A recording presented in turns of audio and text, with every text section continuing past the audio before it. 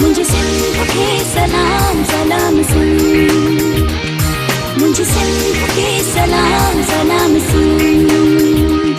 बिस्मिल्लाहिर्रहमानिर्रहीम, अस्सलाम वालेकुम, सुबह बखैर, गुड मॉर्निंग। आऊं तव्हांजो पंहिंजो मेज़बान इरशाद जागीरानी तव्हांजे पंहिंजे प्रोग्राम सलाम सिंध में हाज़िर थी चुको आहियां। उमेद आहे तव्हां बिल्कुलु ठीकु ठाकु हूंदो, ख़ैरियत सां हूंदो, मज़े में हूंदो, करार में हूंदो ऐं करार में हुजो ऐं सदाईं सरहा हुजो। तव्हांजे लाइ दिलि सां दुआऊं कयूं था। सूमर जो ॾियारो आहे, अॼु 3 अगस्त आहे, 9 ॾींहं आहे, वर्किंग डे आहे। उमेद, जज़्बो ऐं जेको स्टाइल तव्हांजो हूंदो आहे कमु करण जो, उहो ई हुजणु घुरिजे। छो त जेकॾहिं तव्हां उनखां थोरो हेॾे होॾे थींदो त तव्हांजा कमकार बि हेॾे होॾे थी वेंदा। ॾुखिया सुखिया ॾींहं कटियो, ॾुखनि पुठियां सुख ईंदा आहिनि, सदाईं चवंदो आहियां। पर असां वटि वरी हिकिड़ो ॿियो अलमियो आहे त असांजो जेको सेंस कमु कंदो आहे, असां जंहिं स्टाइल में जंहिं अंदाज़ में सोचींदा आहियूं, उन सोच में थोरो फॉल्ट आहे। उन सोच में फॉल्ट इहो आहे त असां अक्सर इहो सोचींदा आहियूं त यार सुखिया ॾींहं हाणे ईंदा, सुखिया ॾींहं हाणे ईंदा, बहितरी हाणे ईंदी, बहितरी हाणे ईंदी, ऐं इलाही साल गुज़री वेंदा आहिनि उन बहितरी खे आणण जे लाइ। चवंदा आहियूं त भाउ चङा ॾींहं हाणे ईंदा, सुखिया ॾींहं हाणे ईंदा, भला ॾींहं हाणे ईंदा।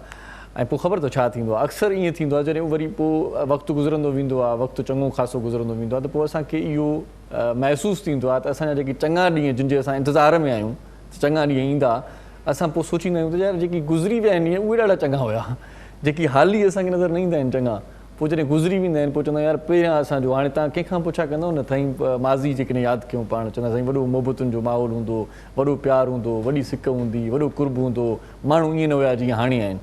हाणे पाण जेको हिन वक़्तु पाण जंहिं माशरे में हिन वक़्तु सर्वाइव कयूं था, या हीअ जेका उमिरि कटियूं था, या हीअ जेकी लम्हा पाण खे मिलिया आहिनि, हिन वक़्तु तमामु घणी बेरोज़गारी, मुफ़लिसी, ॾुख, अलाए छा छा आहिनि न, वॾो हिकिड़ो प्रेशर आहे दिमाग़ ते।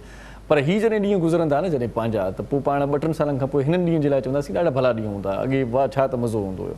सो बहरहाल जंहिं हाल में आहियो, अलाह साईं जो शुकुरु अदा कयो, ऐं शुकुरु अदा कयो, इन में ई तव्हांखे वॾो सुकून मिलंदो। बसि इहो आहे त जेकी शैतानगिरी माण्हू कनि था, उन्हनि खां थोरो पासो कयो। इलाही माण्हू अहिड़ा आहिनि जेके पंहिंजो कमु घटि कंदा आहिनि, पोइ ॿाराए कम में टंगड़ाईंदा आहिनि, या हरूभरू तव्हांखे किथे न किथे मसइले जो शिकार बणाए छॾींदा आहिनि। उन्हनि माण्हुनि खां थोरो पासो कयो, सुठा सुठा दोस्त बणायो, ऐं ॿ वेड़ाऊं जेकी दोस्त आहिनि उहे शैतान जेकी क़िस्म जा माण्हू आहिनि, उन्हनि खां थोरो पासो कयो त तव्हांजा जेके तालुक आहिनि, तव्हांजा जेके रिश्ता आहिनि, उहे बरक़रार रहनि। इलाही अहिड़ा माण्हू आहिनि जेकी जिन जो सॼो ॾींहुं कमु ई शैतानगिरी जो हूंदो आहे। मूंखे हिकिड़ो वाक़ियो यादि अचे थो हिन हवाले सां। कंहिं दोस्त ॿुधायो, कंहिं ज़माने में हिकिड़ो ॻोठु हूंदो हुयो, उते हिकिड़ो शैतान क़िस्म जो माण्हू हूंदो हुयो। उहो छा कंदो हुओ त सॼो ॾींहुं माण्हुनि खे विड़ाईंदो, कंहिंखे कुटराईंदो, कंहिंखे ॿधराईंदो हुयो, कंहिंसां कहिड़ो जहिड़ो, कंहिंसां जहिड़ो। माण्हू सॼे ॻोठ जा पाण में विड़िया पिया हूंदा सिर्फ़ु उन जी शैतानगिरीअ जे करे। हुनजी ॻाल्हि हुनखे ॿुधाईंदो, हुन सां हू मसइलो आहे, हुनजी ॻाल्हि हुनजी पतवाइकी कंदो, कंहिंजा राज़ खोले छॾींदो। पोइ माण्हू पिया पाण खे ठोशुनि मुकुनि सां मुंहुं सुॼाए छॾींदा। हुनजी शैतानगिरी इहा हूंदी त उहो ॿुधी करे, ॾिसी करे ॾाढो ख़ुशि थींदो। पोइ बीमार थी पियो हमरा, ॾाढो हमरा बीमार थी पियो त ॻोठ राज खे सभिनी खे ॿुधाई, चई यार मां ॾाढो ग़लति क़िस्म जो माण्हू आहियां, मूंखे हाणे अहसासु थियो आहे, ऐं मां इहो महसूसु कयो आहे त मां जेको बि कुझु कयो आहे सॼी ज़िंदगीअ में, उहो सुठो न कयो आहे। तव्हां सभिनी खे वेड़ायो आहे, तव्हां सभिनी खे हरूभरू कुटरायो आहे।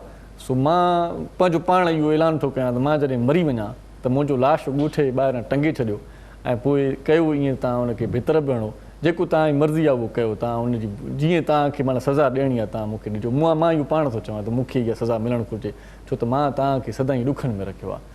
हमरा मरी वियो साईं, पोइ ॻोठ वारनि हुनजी वसीअ मुताबिक़ हुन लाश टंगियो ॻोठ जे ॿाहिरां। पोइ हुननि पथर बि वसाया, किन छा कयो, किन छा कयो, मरल हुनजी ॾाढी लाश जी बेहुरमती ॾाढी कयूं। पुलिस खे ॻोठ जे थाणे खे ख़बर पई त बाबा हिकिड़ो लाश टंगियो पियो आहे वण ते, ऐं उनजी बेहुरमती थिए थी। पुलिस खे जीअं ख़बर पई बाबा हणूं त बाबा 100 ॼणा ॻोठ जा सभु ॿुधिजी विया। हिकिड़ो दाना उन्हनि में माण्हू वेठो हुयो। उन चयो यार ॻाल्हि इहा आहे त वॾो शैतानगीर माण्हू आख़िर में मरंदे मरंदे बि सभिनी खे ॿधायो। सो अहिड़े क़िस्म जा माण्हू बि पंहिंजे इन माशरे जो हिसो हूंदा आहिनि, जेकी माना कंहिं न कंहिं शइ में शैतानगिरी करे वेंदा आहिनि। हाणे उहो हमरा जेको अहसासु ॾेई करे सभिनी खे चयो त मूंखे ईअं कजो, मतिलबु मूंसां इहा हालति, मां पंहिंजो पाण खे सज़ा ॾियणु चाहियां थो। आख़िर में वेंदे वेंदे बि 100 ॻोठ जा माण्हू ॿधायो थाणे में। माना हिकिड़ो दाना माण्हू हुन सोचियो त यार वेंदे वेंदे बि शैतानगिरी करे वियो आहे, चङी ॻाल्हि न करे वियो। सो अहिड़नि माण्हुनि खां थोरो पासो कयो, अहिड़नि माण्हुनि जे शर खां बि बचो त भलो कमु आहे। जेकी माण्हू तव्हां सां वेही करे तव्हांजी नेकी कंदा अथव, वरी ॿिए माण्हू जी अची करे गिला कंदा त साईं तव्हां त ॾाढा भला माण्हू आहियो, हीअ माण्हू त अलाए छा माना सॼे इदारे खे तबाह कयूं वेठो आहे। वरी तव्हांजी ॻाल्हि वरी हुनखे चवंदो साईं तव्हां त वॾो कमु था कयो, हू त अरबरू वेठो आहे, अजाई पघार थो खणे। सो चवण जो मक़सदु इहो आहे त तव्हां पाण थोरो जेकॾहिं हिन ते गौर कंदो, तव्हांखे इलाही माण्हू अहिड़ा नज़र बि ईंदा हूंदा जेकी अहिड़े क़िस्म जो कमु कंदा आहिनि, ऐं उन्हनि जो कमु ई इन कम जी मार्फत ई हलंदो आहे। ऐं उहे पंहिंजे इदारनि में पंहिंजे जिते जिते जेको उन्हनि जो मनसब आहे जेको उहिदो आहे उहो बरक़रारी इन जे करे हूंदो आहे छो त उहे अहिड़े ई क़िस्म जो कमु करे बाक़ी ॿियो कमु न कंदा आहिनि उन्हनि जो कमु ई सॼो ॾींहुं शैतानगिरी वारो हूंदो आहे सो अलाह साईं शैतान जे शर खां तव्हां असांखे महफ़ूज़ रखे पंहिंजो तमामु घणो ख़्यालु रखो ऐं अॼु जीअं चयो सूमर जो ॾींहुं आहे त सुठनि दोस्तनि खे बि थोरो परखे वठो ऐं जाचे वठो जेकी महिल ते कमु अचनि ऐं उहे जेकी माण्हू तव्हां सां भरिजला हुजनि जेकी तव्हां सां कुलो कुले में मिलाए रखनि उन्हनि माण्हुनि सां बिल्कुलु बि न मिलो जेकी हिमत तव्हांजी टोड़नि तव्हांखे तव्हांजो जेको जज़्बो जवान आहे उनखे झूर करे विझनि अहिड़नि माण्हुनि सां न मिलो ऐं अहिड़नि माण्हुनि सां मिलो जेकी आइडिया शेयर कनि जेकी कुझु करे सघण जी सलाहियत रखनि तव्हां जेकॾहिं चाहियो था त तव्हांजी जेका इनकम आहे उहा थोरी घटि आहे त पोइ कयो ईअं त जेकी तव्हांखे सुठा माण्हू लॻनि था जिन जी इनकम थोरी वधीक आहे त उन्हनि सां थोरो रिलेशन वधायो उन्हनि सां तालुक़ु वधायो ऐं उन्हनि खां मालूमात वठो त तव्हां छो वधीक पघार खणी रहिया आहियो या तव्हांखे छो एॾो इदारो एतिरियूं सहूलियतूं छो थो ॾिए तव्हां में कहिड़ो इल्मु आहे कहिड़ो तव्हांखे अकुलु आहे कहिड़ी तव्हांखे टेक्निकल स्किल आहे उहा पुछा करे वठो पोइ वरी तव्हां बि उन जहिड़ी सलाहियत पाण में आणियो यकीन ॼाणो तव्हांखे जेको बि जिते बि जेका बि पघार मिले थी न उहा तव्हांजी सलाहियत जे आधार मिले थी तव्हां में एतिरी सलाहियत आहे तव्हां एतिरो ई लहो था एतिरा ई क़ाबिल आहियो तंहिंजे करे तव्हांखे एतिरी पघार मिली वई आहे ऐं तव्हांखे मालिकनि या उन इदारे या सरकारी मुलाज़मत में बि किथे आहियो तव्हांखे इन जे करे तव्हांखे उन स्टेज ते रखियो वियो आहे घटि माण्हू अहिड़ा हूंदा आहिनि जिन सां ॻाल्हाइण इंसाफ़ी थी हूंदी आहे पर इंसाफ़ इहो ई हूंदो आहे जेतिरो तव्हां लहंदा आहियो ओतिरी तव्हांखे सैलरी मिलंदी आहे ओतिरी तव्हांखे पघार मिलंदी आहे तव्हां कॾहिं इहो सोचियो आहे तव्हां कॾहिं इहो जाचियो आहे त तव्हां जंहिं इदारे में कमु कयो था उन ई इदारे में तव्हां खां वधीक ॿीणी टीणी पघार वारा माण्हू बि कमु कंदा आहिनि उहे ॿीणी टीणी पघार वारा माण्हू किथां आया आहिनि आसमान तां लही थोरी आया आहिनि उहे बि हिन ई दुनिया जा हिन ई मुआशिरे जो हिसो आहिनि उन्हनि जी पघार छो वधीक आहे उन्हनि खे छो वधीक सैलरी मिले थी उन में छा स्किल्स आहिनि थोरो उन्हनि ते थोरो पाण ॻाल्हाईंदासीं या सोचींदासीं त पोइ तव्हांखे ख़बर पइजी वेंदी त इहो मामिलो छा थो थिए सभई आङुरियूं बराबरि बि न आहिनि किथे किथे नाइंसाफ़ी बि थींदी आहे किथे किथे टैलेंट खे दॿायो वेंदो आहे पर टैलेंट पंहिंजो रस्तो पाण साम्हूं पंहिंजो रस्तो हमवार करे वठंदो आहे इहा बि हिकिड़ी ॻाल्हि तव्हां ताईं पहुचायां थो सो मायूस कॾहिं बि न थियो मायूस थींदड़ माण्हुनि सां बि न मिलो उमेद जेकी ॾियनि था तव्हांखे जेकी तव्हांखे हौसलो ॾियनि तव्हांखे सुठियूं सुठियूं ॻाल्हियूं ॿुधाइनि त तूं यार हीउ करे सघें थो ऐं इहो करणु को वॾो मसइलो न आहे उन्हनि माण्हुनि सां मिलो जेकी तव्हांखे चवनि त यार हीउ वॾो मुश्किल कमु आहे ॾाढो ॾुखियो कमु आहे तोखां त थींदो ई कोन मूंखां ई बि कोन थियो बाबा तोखां न थियो त थी सघे थो हिन खां थिए न भला इहो त करे सघे थो यार मां कंहिं सबब जे करे न कयो उन सां एक्सपीरियंस तव्हां शेयर कयो सुठी माण्हू जी इहा निशानी आहे सुठे माण्हू इहा ॻाल्हि आहे त यार मां हिते इहो फॉल्ट कयो इन करे मूंखां न थी सघियो जेकॾहिं तूं इहो करी त ही शयूं पुछा थी सघे थो त कनी अॻिते या जिते तव्हां इंटरव्यू ॾियो था त कंहिंखे ॿुधाए सघो था साईं मां जॾहिं इंटरव्यू में वेठो हुयुसि त मूंखां ही सुवाल पुछिया विया मां उहे न ॿुधाए सघियुसि तव्हां खां मथां अहिड़े क़िस्म जा सुवाल पुछा कया वञनि त अॻिले खे राह हमवार करणु तव्हांजी ज़िमेदारी आहे तव्हां ते इहो फ़र्ज़ु बि आहे त जेकॾहिं को किथे लॻी वञे थो सुठी जॉब में त इहा अञा सुठी ॻाल्हि आहे सो अहिड़नि माण्हुनि सां मिलो जेकी तव्हांखे इल्मु ॾियनि जेकी तव्हांखे अकुलु ॾियनि जेकी तव्हांखे ॾाहप जा रंग तव्हां में भरे छॾनि अहिड़नि माण्हुनि सां मिलो ऐं फालतू जेको वक़्तु आहे वांदिकाई जो वक़्तु आहे उनखे बि थोरो मसरूफ़ रखो त वॾी महिरबानी थींदी सो असां पंहिंजे प्रोग्राम में हूअं बि खोड़ सारियूं ॻाल्हियूं तव्हां सां शेयर कंदा आहियूं मौज़ूद महिमाननि जूं ॻाल्हियूं ॿुधंदा पिया आहियूं उन्हनि मां बि कुझु पले पवंदो आहे उन्हनि मां बि कुझु सिखंदा आहियूं नंढड़ी साही पहिरियां वठूं था मोटी अचूं था त पोइ रहियल कचहरी कयूं था तव्हांजो पंहिंजो प्रोग्राम आहे तव्हां असां सां जुड़ियल रहिजो ॾिसंदा रहिजो सलाम सिंध मुझे सिंध के सलाम सलाम सिंध मुझे सिंध के सलाम सलाम सिंध मुझे सिंध के सलाम सलाम सिंध मुझे सिंध के सलाम सलाम सिंध जी सलाम सिंध में हिकु बार वरी तव्हांखे भलीकार चऊं था ख़ुशि आमदीद अॼु जेको मुअज़्ज़िज़ महिमान असांजे प्रोग्राम में शरीक थियो आहे या जेकी शरीक मुअज़्ज़िज़ महिमान आहिनि हिकिड़ो सुठो फ़नकार आहे ॿियो वरी सोशल वर्कर बि आहे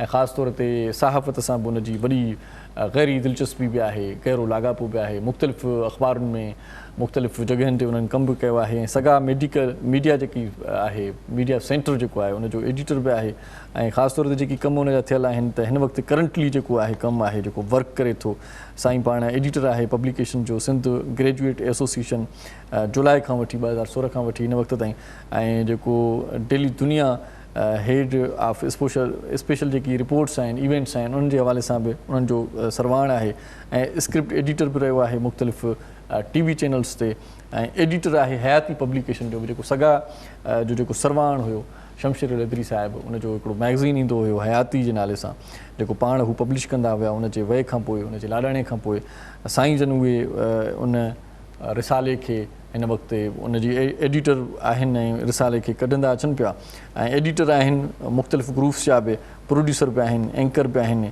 रंग न्यूज़ में बि उन्हनि तमामु घणो कमु कयो आहे, डेली सच में बि उन्हनि जो कमु रहियो आहे 2005 खां 6 ताईं, ऐं न्यूज़ एडिटर बि रहिया आहिनि मुख़्तलिफ़ जॻहियुनि ते, ऐं कॉमर्स रिपोर्टर बि रहिया आहिनि, ऐं ॿियूं बि खोड़ सारियूं ख़सलतूं, खोड़ सारियूं ॻाल्हियूं आहिनि, उहे असां तव्हां सां शेयर कंदासीं। हिकिड़ो ॾाढो ख़ूबसूरत किताब बि आहे, जंहिं दिलि पीता इश्क ता जाम, समाज सुधारक ऐं बरख तइलीमी माहिर प्रोफेसर मज़हरुद्दीन मेमण जे काविशुनि ऐं ख़िदमतुनि ऐं तहरीरुनि जो जेको हीउ दस्तावेज़ आहे, इहो बि मुरतब कयो आहे असांजे महिमान दोस्त जो नालो आहे अली मोहम्मद मेमण साहिब।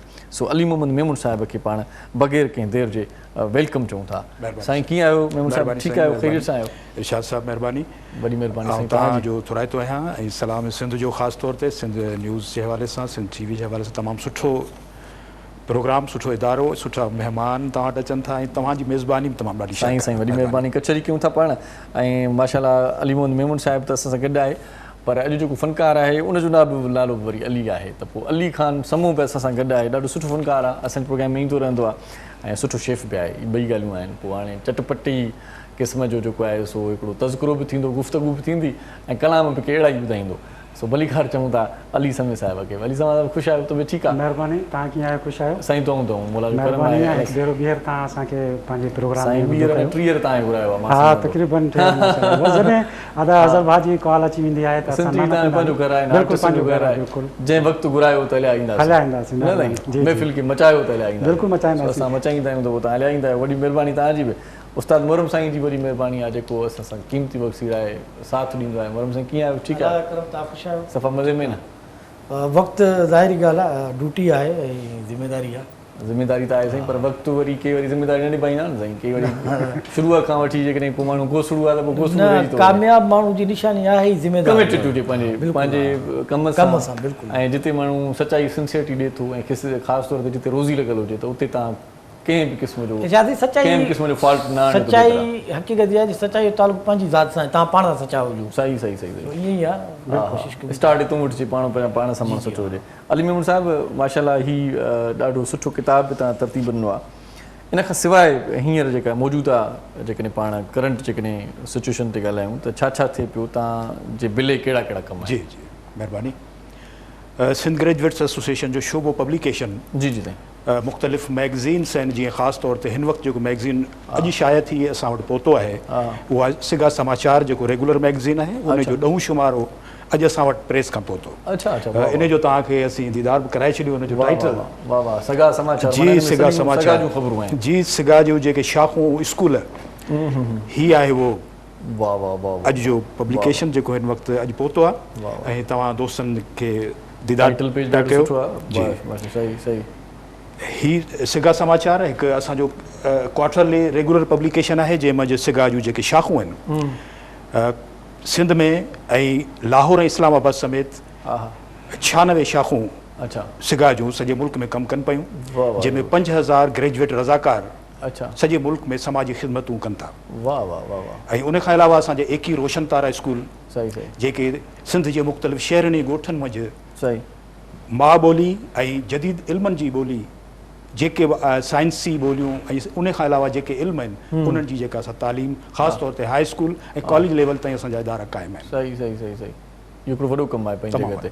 मज़हरुद्दीन मेमण साहिब जो ही किताब तव्हां तरीक़े रोशन तारा जो सरवाण बि मुंहिंजे ख़्याल में इहो ई रहियो। प्रोफेसर मज़हर मेमण साहिब सेक्रेटरी जनरल हुयो सिंध ग्रेजुएट्स एसोसिएशन जो, पाण प्रोफेसर हो। ऐं उन सां गॾोगॾु रोशन तारा स्कूल नेटवर्क जेके मूं गुज़ारिश रखी त 21 स्कूल जेके हिन वक़्तु हलनि पिया त इन्हनि जो बानी साईं प्रोफेसर मज़हर मेमण साहिब आहे। जंहिं उन जा निसाब ठाहिण सां गॾोगॾु उन जा जेके बि तालीम जे हवाले सां जेके ज़रूरतूं आहिनि सिंध जूं, उन में न सिर्फ़ु हुन रोशन तारा स्कूल क़ाइमु कया, पर उन सां गॾोगॾु जेके दुनिया जा इदारा आहिनि उन्हनि सां गॾिजी बि उन सिंध में नियाणियुनि जी तालीम ऐं उन खां अलावा जेके ॿारहड़ियुनि में ख़ासि तौर ते जेको तालीम जो वॾो मसइलो आहे उन में साईं पाण बदीन ठट्टो, उन खां अलावा थरपारकर, उन खां अलावा रिमोट एरियाज़ में दादू, उन खां अलावा मुख़्तलिफ़ जेके इलाइक़ा आहिनि उते साईं तमामु वॾा घणा प्रोजेक्ट शुरू कराया ऐं उहे तमामु कामयाबी सां हलिया। उन्हनि मां जेके पढ़ी निकितियूं नियाणियूं ऐं जेके छोकिरा उहे हिन वक़्तु कामयाबु ज़िंदगी गुज़ारे रहिया। वाह हूअं सगा तंज़ीम जे हवाले सां थोरो ॿुधायो, छो त पाण इहे तंज़ीम पुराणी ॿुधूं था पिया, छा इन जो कमु हूंदो आहे, कहिड़ो मक़सदु आहे? जी बिल्कुलु।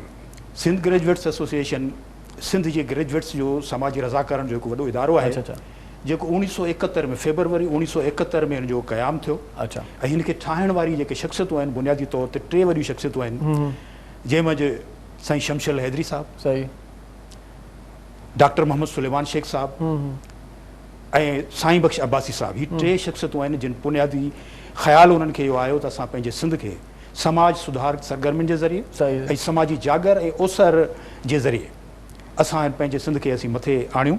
उन हवाले सां कोशिश उन्हनि जी जेका बुनियादी थॉट हुयो उन में इहो हो त जीअं त मुख़्तलिफ़ सियासी जमातूं थोरो टाइम हलनि थियूं, बंदि थी वञनि, या मुख़्तलिफ़ NGOs टाइप जो आहिनि जेके मुख़्तलिफ़ प्रॉफिट्स ते कमु कनि थियूं, त हीअ असांजो सिविल सोसाइटी ऑर्गेनाइजेशन तहत हुजे जेका चूंडियल मुख़्तलिफ़ जेके शोबा आहिनि उन्हनि में कमु करे ऐं ग्रेजुएट्स हुजनि जेके समाजी सोच रखंदड़ माण्हू हुजनि, उन्हनि खे गॾु करे हीउ इदारो हलाइजे, जंहिंमें ख़ासि तौर ते 1971 में जॾहिं हिनखे इदारो क़ाइमु कयो वियो त हिन 3 शख़्सियतुनि जो नालो तजवीज़ कयो सिंध ग्रेजुएट्स एसोसिएशन फेबरवरी 1971 में।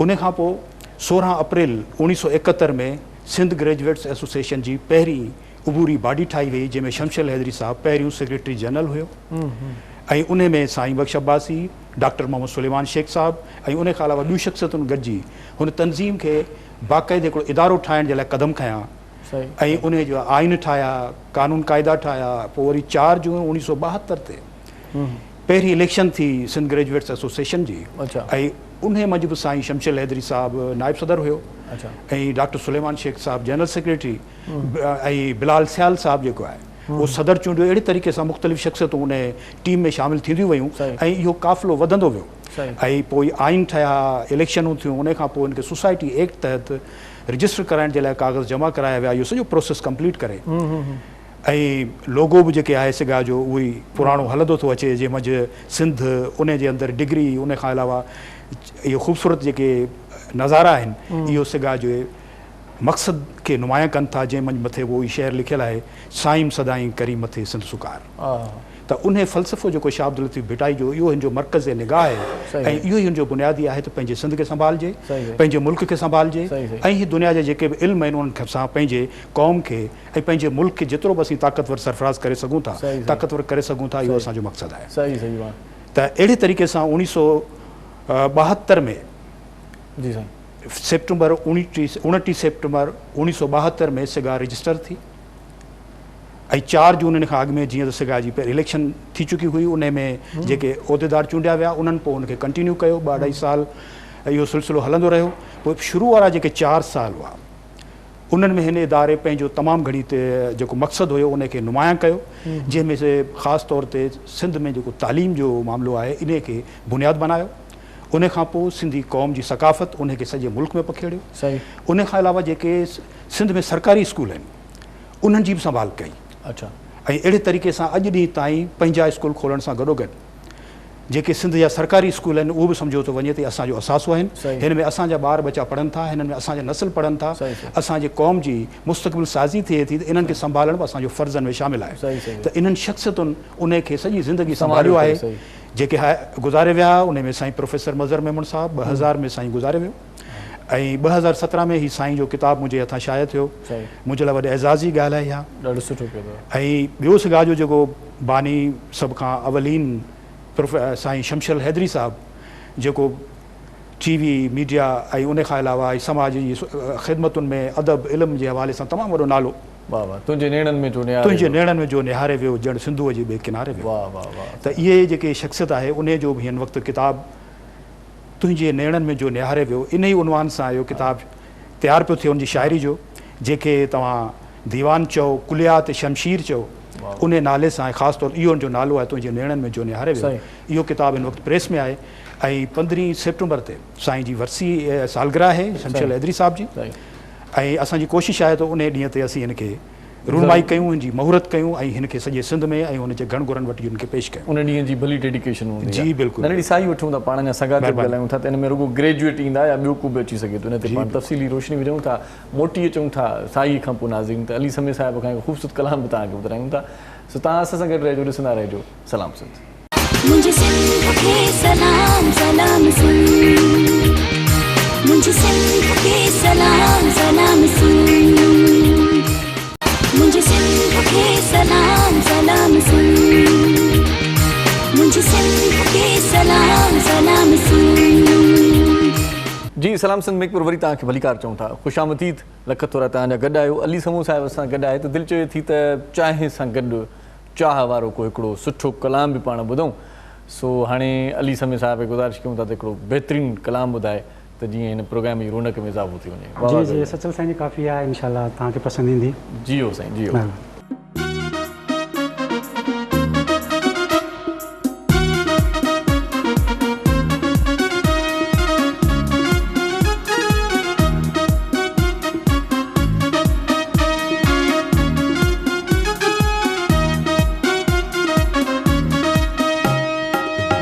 खोल दीदार कराओ मैं आया मुख देखण खोल दीदार कराओ मैं आया मुख देखण आया मुख देखण आया मुख देखण आया मुख देखण आया मुख देखण आया मुख देखण आया मुख देखण खोल दीदार कराओ मैं आया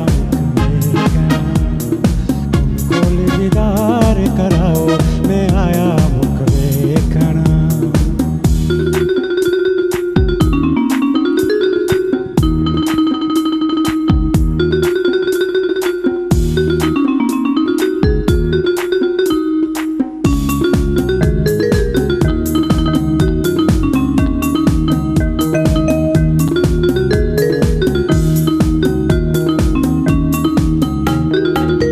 पापा ज़ेब पैरां विच कड़ियां पापा ज़ेब पैरां विच कड़ियां ओ पापा ज़ेब पैरां विच कड़ियां पापा ज़ेब पैरां विच कड़ियां पायल नूं छिमकाओ मैं आया मुख देखण छेड़ियां नूं छिमकाओ मैं आया मुख देखण आया मुख देखण आया मुख देखण आया मुख देखण आया मुख देखण आया मुख देखण आया मुख देखण गुल दीदार विखाओ मैं आया मुख देखण खोल दीदार कराओ मैं आया मुख देखण।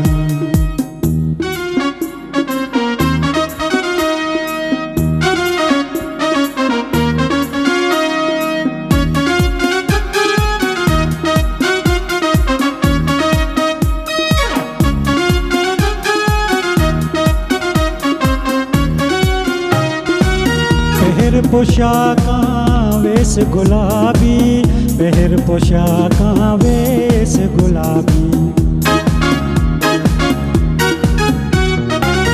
पहर पोशाकां वेस गुलाबी पहर पोशाकां वेस गुलाबी कोटा कंगन जखाओ मैं आया मुख देखण कोटा कंगन जखाओ मैं आया मुख देखण आया मुख देखण आया मुख देखण आया मुख देखण आया मुख देखण आया मुख देखण आया मुख देखण खोल दीदार कराओ मैं आया मुख देखण खोल दीदार कराओ मैं आया मुख देखण।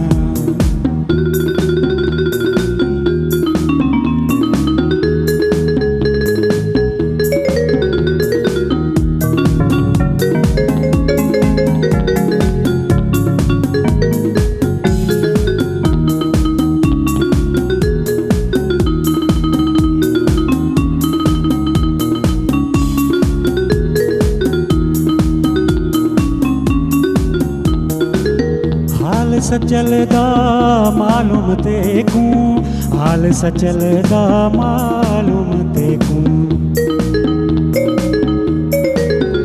ओ हाल सचलदा मालूम तेकूं हाल सचलदा मालूम तेकूं साहिल को न सिखाओ मैं आया मुख देखण साहिल को न सिखाओ मैं आया मुख देखण आया मुख देखण आया मुख देखण आया मुख देखण आया मुख मुख वेखण, आया मुख वेखण, आया मुख वेखण, मुंड खोल दीदार कराओ, मैं आया मुख वेखण, मुंड खोल दीदार कराओ, मैं आया मुख वेखण।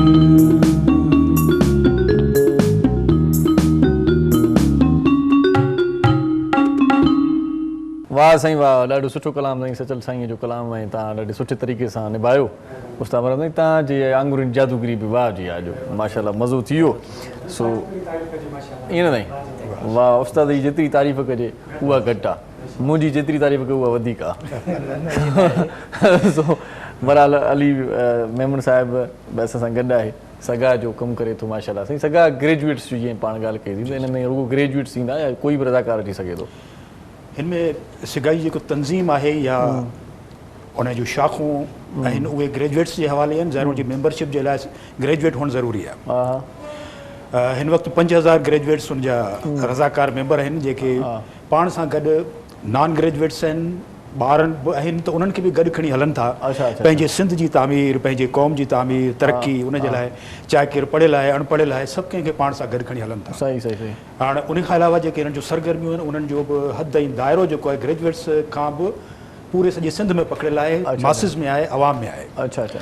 हाणे तव्हांखे हिकु नंढड़ी मिसाल ॿुधाईंदुसि आऊं त जीअं हीअ हयाती जेको शमशल हैदरी साहिब जो मैगज़ीन शुरू थियल हुयो, पोइ हीउ मुंहिंजे हथां हीउ जेको पर्चो आयो, सही सही, हिन में तव्हां ॾिसंदो त हीउ 2010 में, हीउ 2010 जो पर्चो आहे। अच्छा। 2010 में सिंध में हिकु तमामु वॾी बोर्ड आई हुई, महाबोर्ड जेके चयो थो वञे। सिंध ग्रेजुएट्स में एसोसिएशन जो उन में तमामु वॾो कमु थियो। सॼे सिंध में असांजा रज़ाकार उन्हनि माण्हुनि सां मिली जिन बि बोर्ड जे इलाइक़नि में वञी कमु कयो, माण्हुनि खे रेस्क्यू कयो, हुननि खे खाधो पहुचायो, उन्हनि खे इस्पतालुनि में पहुचायो, उन्हनि सां गॾोगॾु मेडिकल कैंपूं बि सिगा तरफ़ां लॻायूं वञनि थियूं उन्हनि शाख़ुनि जे ज़रिए। जंहिंमें अखियुनि जे इलाज जूं कैंपूं मौजूदु आहिनि, मुख़्तलिफ़ बीमारियुनि जूं कैंपूं मौजूदु आहिनि, उन खां अलावा ऑपरेशन कया था वञनि, दवाऊं ॾिनियूं थियूं वञनि, इहो सभु फ्री थो थिए ऐं हर साल थिए थो लगातार। त उन्हनि महाबोर्ड में जेको कमु थियो आहे उहो तारीख़ी रिकॉर्ड आहे। अच्छा। उन में न सिर्फ़ु इहो पर उन टाइम जे अंदरि 2010 जी ॻाल्हि आहे, कराची जे पसगिरदाई में असांजो आहे गडाप शहर, उते पब्लिक स्कूल गडाप आहे हिन वक़्तु, उहो सिंध ग्रेजुएट्स एसोसिएशन जे इंतज़ाम हेठि आहे। सिंध गवर्नमेंट जो इदारो आहे जेको सिगा जी मैनेजमेंट में उते वॾो स्कूल क़ाइमु आहे, जेको सॼे सिंध जा ॿार उते हुननि खे सुठी तइलीम उते मिले थी, उनखे रिहाइश आहे। उन खां अलावा जेके मुख़्तलिफ़ स्कॉलरशिप्स आहिनि जेके सिंध एजुकेशन फाउंडेशन तरफ़ां बि जारी कयूं वयूं आहिनि, उन्हनि स्कूलनि जे ज़रिए उहे ॿारनि खे मिलनि थियूं। त उन स्कूल उहो वक़्तु उन वक़्तु नओं ठहियलु हुयो, तक़रीबन 20 एकड़नि ते स्कूल जी पखेड़ आहे ऐं 200 उन में रूम आहिनि। त उते बोर्ड मुतासिरनि जी इहा कैंप लॻाई वई हुई जंहिंमें सॼे सिंध खां जेके बोर्ड मुतासिर कराची पहुता उहे मुख़्तलिफ़ हंधनि ते मुख़्तलिफ़ माण्हुनि जा महिमान हुआ। जीअं ख़ासि तौर ते असांजूं जेके शाख़ूं कराची जी शहर में आहिनि, जीअं सचल आहे, गुलशन हदीद आहे, मलीर जा इलाइक़ा आहिनि, अहिड़े तरीक़े सां जेके कराची जूं शाख़ूं आहिनि उन्हनि खे पंहिंजे पंहिंजे इलाइक़नि में बोर्ड मुतासिरनि खे उन संभालियो ऐं सिगा जे मर्कज़ रज़ाकार तौरु संभालियो, हुननि जूं ख़िदमतूं कयूं, उन्हनि खे पंहिंजनि घरनि में बि रहायो एतिरे हद ताईं, अकोमोडेट कयो, उन्हनि जा इलाज कराया। जेसि ताईं बि उन्हनि खे रिलीफ न मिली सघियो, जेसि ताईं बोर्ड वारा असर लथा न, तेसि ताईं सिगा उन्हनि खे ॿियनि इदारनि सां गॾिजी, सिंध गवर्नमेंट सां गॾिजी ऐं ॿिया जेके शहरी आहिनि उन्हनि सां गॾिजी उनखे संभालींदी रही।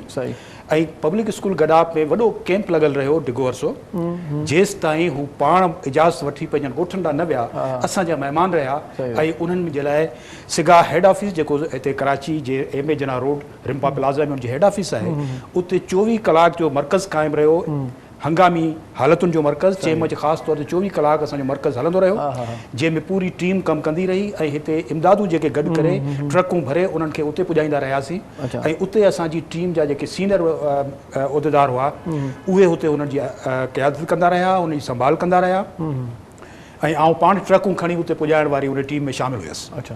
उन खां अलावा पंहिंजे माण्हुनि खे मोटिवेट करण जे लाइ मीडिया जो कमु, अख़बारुनि खे प्रेस रिलीज़ जारी करणु, अख़बारुनि खे पंहिंजे इदारे जी सरगर्मियुनि जे हवाले सां ॿुधाइणु ऐं सिंध में जेका बोर्ड जी सूरत हाल आहे उन खां मुल्क खे आगाह करण जे लाइ सिंधी, उर्दू, अंग्रेज़ी सभिनी अख़बारुनि खे असां आगाह कंदा रहियासीं, प्रेस रिलीज़ जारी कंदा रहियासीं। हिन वक़्तु मुंहिंजे हिकिड़े कम जो हिसो इहो पिणु आहे त सिगा हिन वक़्तु बि इहे जेके कैंपूं आहिनि उन्हनि जे ज़रिए सॼे आवाम जी ख़िदमत थिए थी, मुफ़्त उन्हनि खे दवाऊं मेडिकल कैंपूं लॻनि थियूं, उन खां अलावा मुख़्तलिफ़ वक़्तु जेके बि ज़रूरतूं आहिनि, आफ़तूं आहिनि या इहे सॼियूं कैंपूं या इहे सभु कम, इन ॻाल्हि मां को बि शक न आहे त ॾाढा सुठा कम थिया।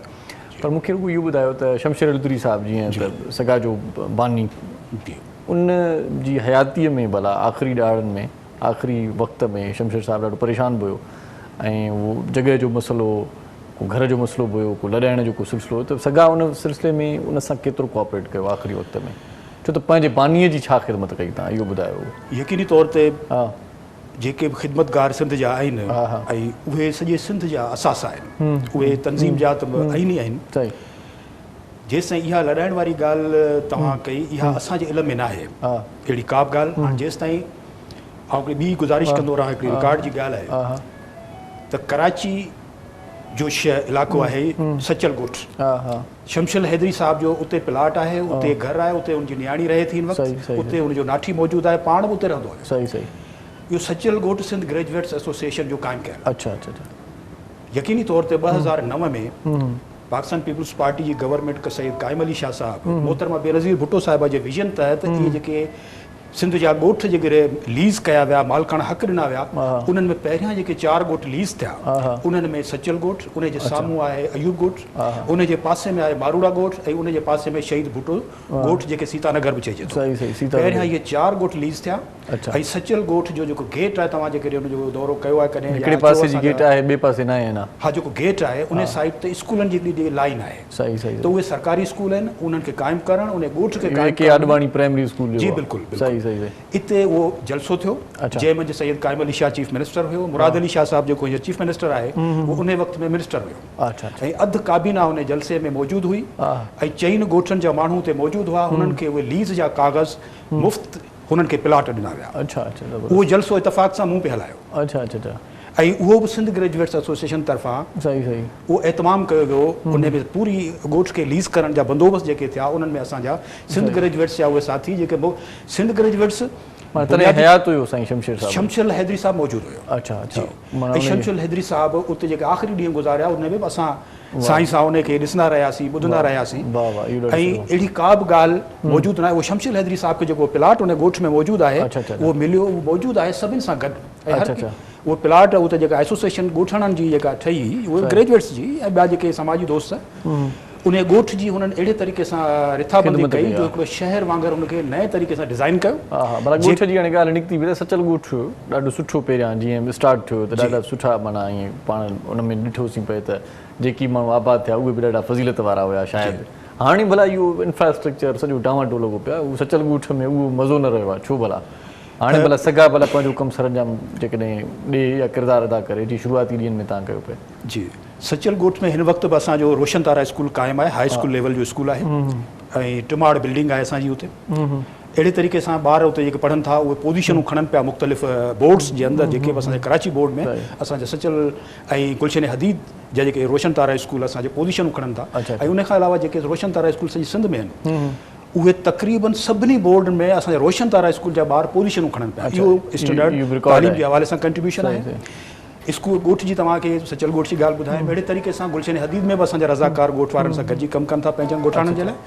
सचल ॻोठ जी तव्हां ॻाल्हि कई, सचल ॻोठ बुनियादी तौर ते ही असांजो ॻोठ ख़ासि तौर ते जेका क़यादत चूंड बि रही आहे उतां, उहे धारियां चूंडबा रहिया आहिनि उतां। पोइ उन्हनि ॻोठ खे नज़रअंदाज़ कयो आहे, उन ॻोठ में रहनि कोन था उहे माण्हू, उहे रहनि नथा। हाणे जीअं फ़र्ज़ु करियो जी MQ में आहे, वोट इतां कीअं थो मिले उहो खणी था वञनि ऐं मुसलसिल हू उतां छपाणी जेको थिए थो सिलसिलो असां वटि इहो को लिकल न आहे, पर कॾहिं बि अची हुननि ॻोठ जे लाइ को कमु न कयो। हा, बाक़ी जेके लोकल असांजा माण्हू, जीअं फ़र्ज़ु करियो असांजो हिकिड़ो पंहिंजो वाइस चेयरमैन चूंडियो हुयो गुज़िरियल टेन्योर में, उन खां पोइ हिन टाइम में बि असांजो वाइस चेयरमैन चूंडियो, उन्हनि जेको पंहिंजे वस में उन्हनि जो हुयो उहो उन्हनि यूनियन काउंसिल जे हवाले सां कमु करे सघिया, उहो कयो आहे। बाक़ी हिन वक़्तु बि तव्हां ॾिसो असांजो जेको सूबाई असेंबली जो मेंबर आहे उहो PTI जो आहे, जंहिंखे ताज़ो मारकुट जेका असेंबली में फ़साद पैदा थियो। हाणे उन्हनि जी हालत इहा आहे, जेको माण्हू पंहिंजी पोज़ीशन जी जेका सूरत हाली आहे त उहो ॻोठ में बिल्कुलु असां उन्हनि खे हिकु दफ़ो कंहिं तक़रीब में ॾिठोसीं, उन सूबाई असेंबली जे मेंबर खे, क़ौमी असेंबली जो मेंबर केरु आहे असां उन सां कॾहिं बि हिते असांजी पाण अचण वञण इहो तमामु घणो सरगर्म आहियूं पर असांखे उन जी ज़ियारत करे नसीब न थी आहे। अच्छा त छा आहे जो ही फंड्स जेके थियनि था इहे सूबाई क़ौमी असेंबली जे मेंबरनि जे ज़रिए प्रोजेक्ट्स अचनि था या स्कीमूं अचनि थियूं। पोइ जेको वस पुॼे थो सो दोस्त कनि था। हाणे इहो ज़रूरु आहे त सचल में कुझु साल अॻु में असांजे सूबाई असेंबलियुनि जा मेंबर हुआ, क़ौमी असेंबली जा मेंबर, उन्हनि जे फंड्स मां हिते रोड रस्ता ठहिया, स्कीमूं ठहियूं, पाणी जूं लाइनूं बि पियूं ऐं हाणे बि हिन वक़्तु बि स्कीमूं मंज़ूर थियूं आहिनि। त ईअं खपे त अॻु खां अॻिरो हुजे, माण्हू पुठिते थो पए, इलाइक़ो बि पुठिते थो पए, त इहो हिकिड़ो सुठो माना समण न थियो। यकीनी तौर ते हाणे जीअं फ़र्ज़ु करो जीअं कराची जो हिकिड़ो मर्कज़ आहे सचल ॻोठ, उहो हाणे सचल डिफेंस बि चवंदा आहिनि इन करे जो सचल शहर आहे, पर ॻोठ छा आहे जो पुराणो नालो आहे। हाणे हिन वक़्तु 25-26 साल खां पोइ अच्छा सचल जी जेका सूरत हाल तव्हां ॿुधाई त हाणे उते सुठा माण्हू रहंदा हुआ, इहो थोरो ॿुधाईंदो हलाऊं त सचल में मोर देन 90% पढ़ियल लिखियल माण्हू थो रहे ऐं हर घर मंझा ॿारड़ा स्कूल वञनि था। सही सही। जीअं ताज़ो हिकिड़ी तकरीब में आउं पाण बि शरीक हुउसि, अमर जलील साहिबु मौजूदु हुयो, साईं अल्ताफ़ शेख साहिबु मौजूदु हुयो। उन्हनि या ख़ासि तौर ते अमर जलील जा लफ़्ज़ आहिनि त मूंखे हिकु दफ़ो पहिरियों दफ़ो शायदि आयो हुयो साईं, कुझु साल अॻु में जी ॻाल्हि आहे, जी सचल ॻोठ में जितां बि घुमी अची पहुतो आहियां हिते मूंखे कंहिं बि होटल ते के वांढा नज़र कोन आया आहिनि। जिते बि स्कूल आहिनि, ॿार आहिनि, हितां अचनि पिया पढ़णु वञनि पिया, हितां अचनि पिया पढ़णु वञनि पिया। उन खां अलावा पढ़ियल लिखियल आबादी हुजण सां गॾोगॾु हुन सां गॾु तव्हां असां ॾिसूं था त हितां जेके माण्हू आहिनि से सिंध असेंबली में जॉब आहे उन्हनि जी, सिंध सेक्रेटरीएट में जॉब आहे, बैंकिंग सेक्टर में जॉब आहे, मुख़्तलिफ़ बैंकुनि में जॉब आहे, त हितां सुबुह जो 3-4 बसूं भरिजी थियूं वञनि। ऐं उन खां अलावा कराची यूनिवर्सिटी इन जे पासे में आहे, NED यूनिवर्सिटी आहे, उन खां अलावा जेके तालीमी इदारा आहिनि उहे बि हिन सां गॾु आहिनि। ॻाल्हि इहा आहे त पढ़ियल लिखियल माण्हू हुजण जे बावजूदि बि सुस्तु छो आहिनि भला? माना का जेकॾहिं सेवरेज जो सिस्टम डावाडोल आहे, पाणी बीठो आहे त रस्तनि ते बीठो आहे महीननि जा महीना, त इहे जज, इहे साईं असेंबली, इहे सेक्रेटरी माण्हू को किथे को फ़ोन त खड़काइनि घटि में घटि। मां रुॻो एतिरो कॾहिं कॾहिं तव्हां बिल्कुलु सही इन ते पाण ॻाल्हाईंदासीं, तफ़सीली बि कचहरी कयूं था, सो मुख़्तलिफ़ ॿिया मौज़ू बि आहिनि, तव्हांजे फ़न फ़िक्र ते बि ॻाल्हायूं था, ईंदासीं आहिस्ते आहिस्ते वारे वारे सां। नंढी साईअ जो वक़्तु आहे नाज़रीन, तव्हां सां गॾु रहिजो, तव्हांजो साथ असांजे लाइ लाज़िम आहे। ॾिसंदा रहिजो सलाम सिंध। मुझे सिंध के सलाम सलाम सिंध, मुझे सिंध के सलाम सलाम सिंध, मुझे सिंध के सलाम सलाम सिंध, मुझे सिंध के सलाम सलाम सिंध। जी हिकु भेरो वरी तव्हांखे सलाम सिंध में भलीकार चऊं था। अली मेमून साहिबु ऐं अली समो साहिबु अॼु असांजा महिमान आहिनि। सो अली समो साहिबु ॾाढो सुठो ॻाए पियो थो ऐं ॾाढो सुठो शेफ बि आहे, पचाईंदो बि खाधा ॾाढा भला आहे। सो अली साहिबु कहिड़ा तजुर्बा अॼुकल्ह कयो था? ईअं नओं को पंहिंजो खाधो माना ईअं कंहिं कॾहिं तयारु न कयो हुजे, चयो मां हाणे भिंडी ऐं मच्छी ऐं हीअ शयूं मिलाए करे हीअ नई शइ डिश तयारु कई आहे? कोशिशि कंदो आहियां, पंहिंजे रेसिपी बि तयारु कंदो आहियां। ईअं न? हा बिल्कुलु। पोइ अॼुकल्ह 2-3 शयूं गॾायो त नई शइ तयारु थी वञे। हा बिल्कुलु ईअं आहे, 2-3 शयूं गॾायो हुनमें बसि चाइनीज़ थी वियो। पर मसालनि जो हूंदो आहे, छो जो उहे हर शइ में असांखे उहो टेस्ट बि आणणो आहे। जेका का शइ हाणे जो चाइनीज़ आहे, चाइनीज़ खाधे खे अहिड़े तरीक़े सां हुननि में मसाला बि उहे विझणा आहिनि, सॉस बि उहे विझणा आहिनि, ताकी उहो टेस्ट बि हुननि जो उहो अचे न।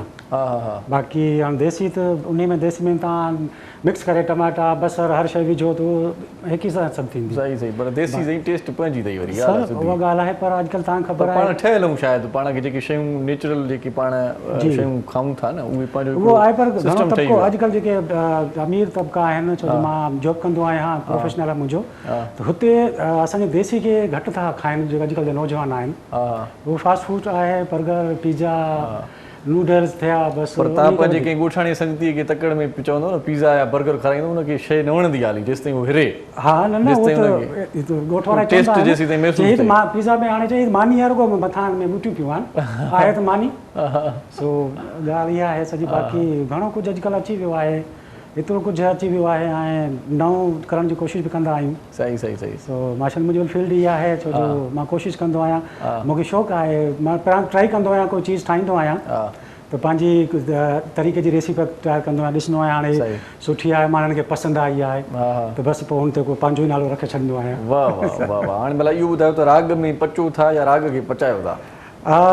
बसि ॿई कमु कयूं था, पचूं बि था पचायूं बि था, जो शौक़ु आहे ज़ाहिर आहे, तव्हांखे ख़बर आहे शौक़ु जो। उस्ताद मोहरम चवंदो आहे त राग में पचजे पोइ माण्हू असुलु सिधो पहुतो थिए सिधो थियो आहे बसि वक़्तु कोन थो मिले छो जो वरी हींअर मसरूफ़ियात तव्हांखे ख़बर आहे लाइफ एतिरी बिज़ी थी वई आहे कोई एतिरो वक़्तु कोन थो मिले की प्रोपर जी कंहिं उस्ताद सां वञी सिखिया वठूं पर पोइ बि कोशिशि कंदा आहियूं थोरी घणी प्रैक्टिस हुजे उस्ताद जीअं उस्ताद भाउ आदम महरम वटि ईंदा आहियूं उहो घणी हेल्प कंदा आहिनि सही सही बसि शौक़ु आहे शौक़ु बाक़ी हाणे शौक़ु मां हिकिड़ो सुठो को असांखे कलाम ॿुधायो ज़बरदस्त तव्हांखे उस्ताद बुखारी जो ॿुधायूं था साईं वाह वाह कजो साईं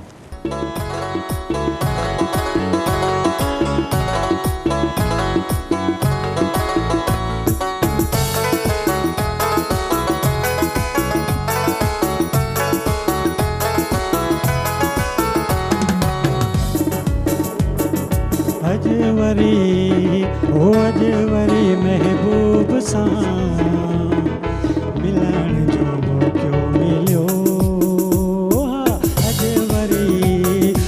अजवरी महबूब सां मिलण जो मौक़ो मिलियो ईअं लॻो अरसे खां पोइ खिलण जो मौक़ो मिलियो अजवरी महबूब सां मिलण जो मौक़ो मिलियो अजवरी महबूब सां मिलण जो मौक़ो मिलियो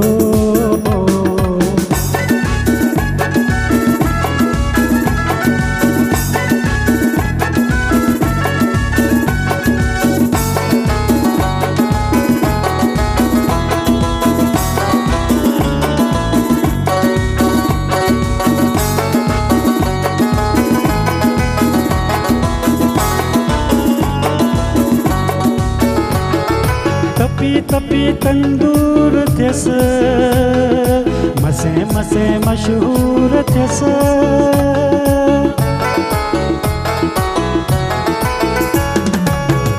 तपी तंदूर थियसि मसे मसे मशहूर थियसि लिकी लिकी जो लोग खां लिखण जो मौक़ो मिलियो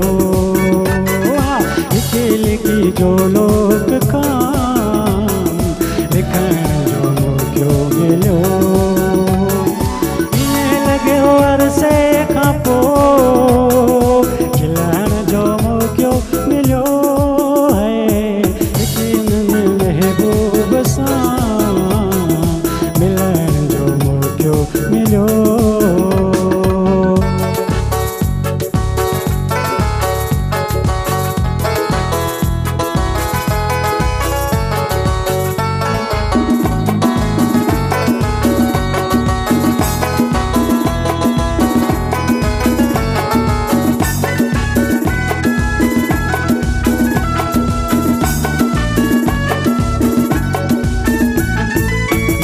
सॼी मंचर मापियम लही वञी कींदर कछम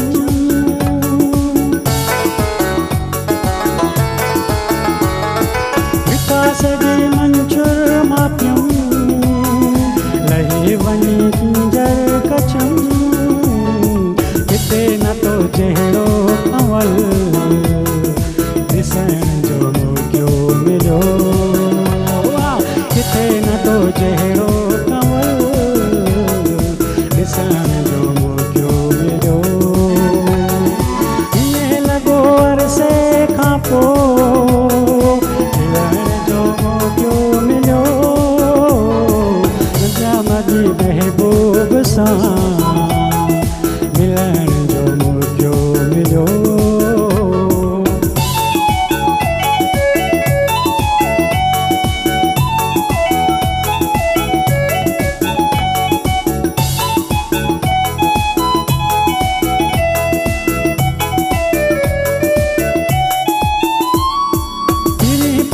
पासे पसी बुखारी की रात रसी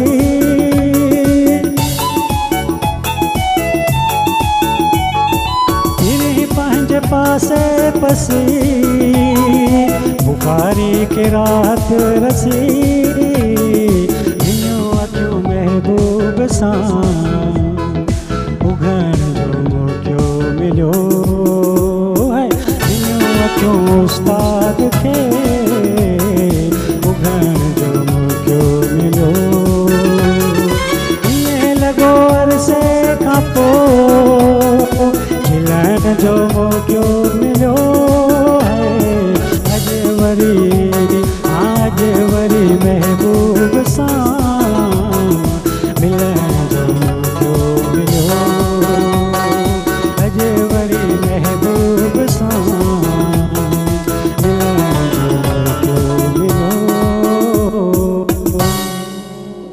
वाह साईं वाह अली साहब वाह वाह अॼु वरी महबूब सां मिलण जो मौक़ो मिलियो छा ख़्यालु आहे साईं छा ख़्यालु आहे सो अली साहब तव्हां इहो ॿुधायो तव्हांखे भला सिगा में कॾहिं खां कमु करण जो मौक़ो मिलियो स्टार्ट वरी तो था वठूं हाणे जी भले सिगा बुनियादी तौर ते आऊं 25 साल खां हिन जो मेंबर आहियां ऐं पंहिंजो ताल्लुक़ मुंहिंजो सां समाजी ख़िदमतूं ईअं सम्झिजे त आउं जॾहिं पढ़ंदो हुउसि मैट्रिक में त मातली शहर मुंहिंजो शहर आहे अच्छा अच्छा उन जे हाई स्कूल जे पासे में सिंध ग्रेजुएट्स एसोसिएशन जो वॾो इजलास माना जलसो थियो तकरीब थी अच्छा उन वक़्तु जेका उते जी क़यादत हुई उन में साईं डॉक्टर इस्माइल ओडेजो साहब अच्छा जेको हिते वज़ीर ख़ज़ाना थियो हुयो सूबाई जंहिं सिंधीअ में बजट पेश कयो हुयो तमामु यादगार क़िस्म जो वाक़ियो आहे अच्छा अच्छा त उहो उन टाइम में उते नाइब सदर हुयो अच्छा ऐं ॿियूं शख़्सियतूं त उन्हनि ॾींहंनि में आउं पढ़ंदो हुउसि ऐं ना शायदि 8वीं क्लास में आउं हुयुसि त उन जलसे में आउं मौजूदु हुउसि अच्छा त उन वक़्त खां वठी हिकिड़ो रूहानी ताल्लुक़ त जुड़ियो असांखे असांजो पोइ जॾहिं आउं ग्रेजुएट थियुसि त पोइ मेंबर थियुसि कराची में मेंबर थियुसि आउं उन खां पोइ सिगा जूं जेके एक्टिविटीज़ ख़ासि तौर ते जेको मीडिया रिलेटेड एक्टिविटीज़ जेके आहिनि इन में छो त मुंहिंजो प्रोफेशन मीडिया सां आहे जर्नलिस्ट हुजण जे करे या मुख़्तलिफ़ जेके अहिड़े क़िस्म जा रिलेटेड एक्टिविटीज़ आहिनि उन्हनि में हिन सां गॾु हलण में हिकिड़ी रूहानी तस्कीन ख़ुशी मोहबत ऐं प्यार वारो हिकिड़ो सिलसिलो महसूसु थींदो रहियो दोस्ताणो ताल्लुक़ जुड़ियो संगत यकीनी तौर ते हाणे उन जलसे में जेको मातली में थियो उन में डॉक्टर सुलेमान शेख साहब नुमाया शख़्सियत हुयो जेको उन जंहिंखे असां उन वक़्तु ॿुधोसीं हीउ उहो टाइम आहे जॾहिं ज़ियाउलक जो इहो दौरु हुयो अच्छा ऐं ठीकु उन टाइम खां थोरनि ॾींहंनि खां पोइ सिंध ग्रेजुएट्स एसोसिएशन ते 1983 में पाबंदी लॻी वई त को बि मुलाज़िम सरकारी मुलाज़िमनि जो मेंबर न रही सघंदो या उहिदेदार बि न थींदो अच्छा अच्छा पोइ तमामु हिकिड़ो डिघो अरसो ख़ासि तौर ते 6 साल सिगा उन बंदिशुनि जो शिकार रही अच्छा ऐं उन खां पोइ 1988 में मोहतरमा बेनज़ीर भुट्टो साहिबा जॾहिं वज़ीर अज़म थी ऐं हिते सैयद अब्दुल्ला शाह साहब साईं मुराद अली शाह साहब जो वालिद स्पीकर हुयो त सैयद दीदार हुसैन शाह साहब जेको पाण बि सिगा जो मेंबर हुयो ऐं CEC जेको उनजी सेंट्रल एग्ज़ीक्यूटिव कमेटी आहे उनजो मेंबर हो उन उहा रिथ पेश कई सिंध असेंबली में ऐं पहिरें इजलास में पहिरीं रिथ पेश कई वई उहा मंज़ूर थी ऐं सैयद अब्दुल्ला शाह साहब जे हथां मंज़ूर थी अच्छा ऐं उन खां पोइ उहा साईं ग़ुलाम मुस्तफ़ा शाह साहब वफ़ाक़ी वज़ीर हुयो उनखे वधायो अॻिते ऐं उनखे खणी वियो काबीना में मोहतरमा बेनज़ीर भुट्टो साहिबा वटि ऐं उन पाबंदी खे उतां काबीना जे ज़रिए ख़तमु करायो अहिड़े तरीक़े सिंध ग्रेजुएट्स एसोसिएशन पंहिंजे वरी ग्रेजुएट्स जी सथ सां गॾु वरी ऑपरेशन पंहिंजो शुरू कयो त इहे तकलीफ़ुनि वारा दौर बि ईअं सम्झो त असांजे रूह में आहिनि अच्छा ऐं मुंहिंजो ॿियो जेको तारुफ़ हुन सां आहे सो आहे शमशिल हैदरी साहब जे हवाले सां आउं उन्हनि ॾींहंनि में 1986 में हैदराबाद में हुयुसि 84-86 में इहो ई मुंहिंजो सहाफ़त सां पुराणो दौर था ॿुधायो उमिरि तव्हांजी एतिरी लॻी कोन थी मूंखे 1986-84 असां ॼावा ई न आहियूं ईअं सम्झो त इहो दौरु असांजे पढ़ाई तालीम शागिर्दी वारो ज़मानो आहे जंहिं मंझि 84 में मूं इंटर कई ऐं उन खां पोइ उन्हनि ॾींहंनि में हैदराबाद में रहंदो हुउसि शमशिल हैदरी साहब मैगज़ीन कढंदो हुयो हलचल अच्छा उन खां अॻु में हिकिड़ी महिराण अख़बार में साईं एडिटर हुयो पीर पागारे साहब जी अख़बार ज़ियाउलक जे दौर में उन अख़बार जो आउं बि इतफ़ाक़ सां नुमाइंदो हुउसि पंहिंजे शहर में अच्छा त इहो डॉक्टर इस्माइल ओडेजो साहब जो बि मुंहिंजो इंटरव्यू उन्हनि ॾींहंनि में छपियल आहे उन महिराण एडिशन में ऐं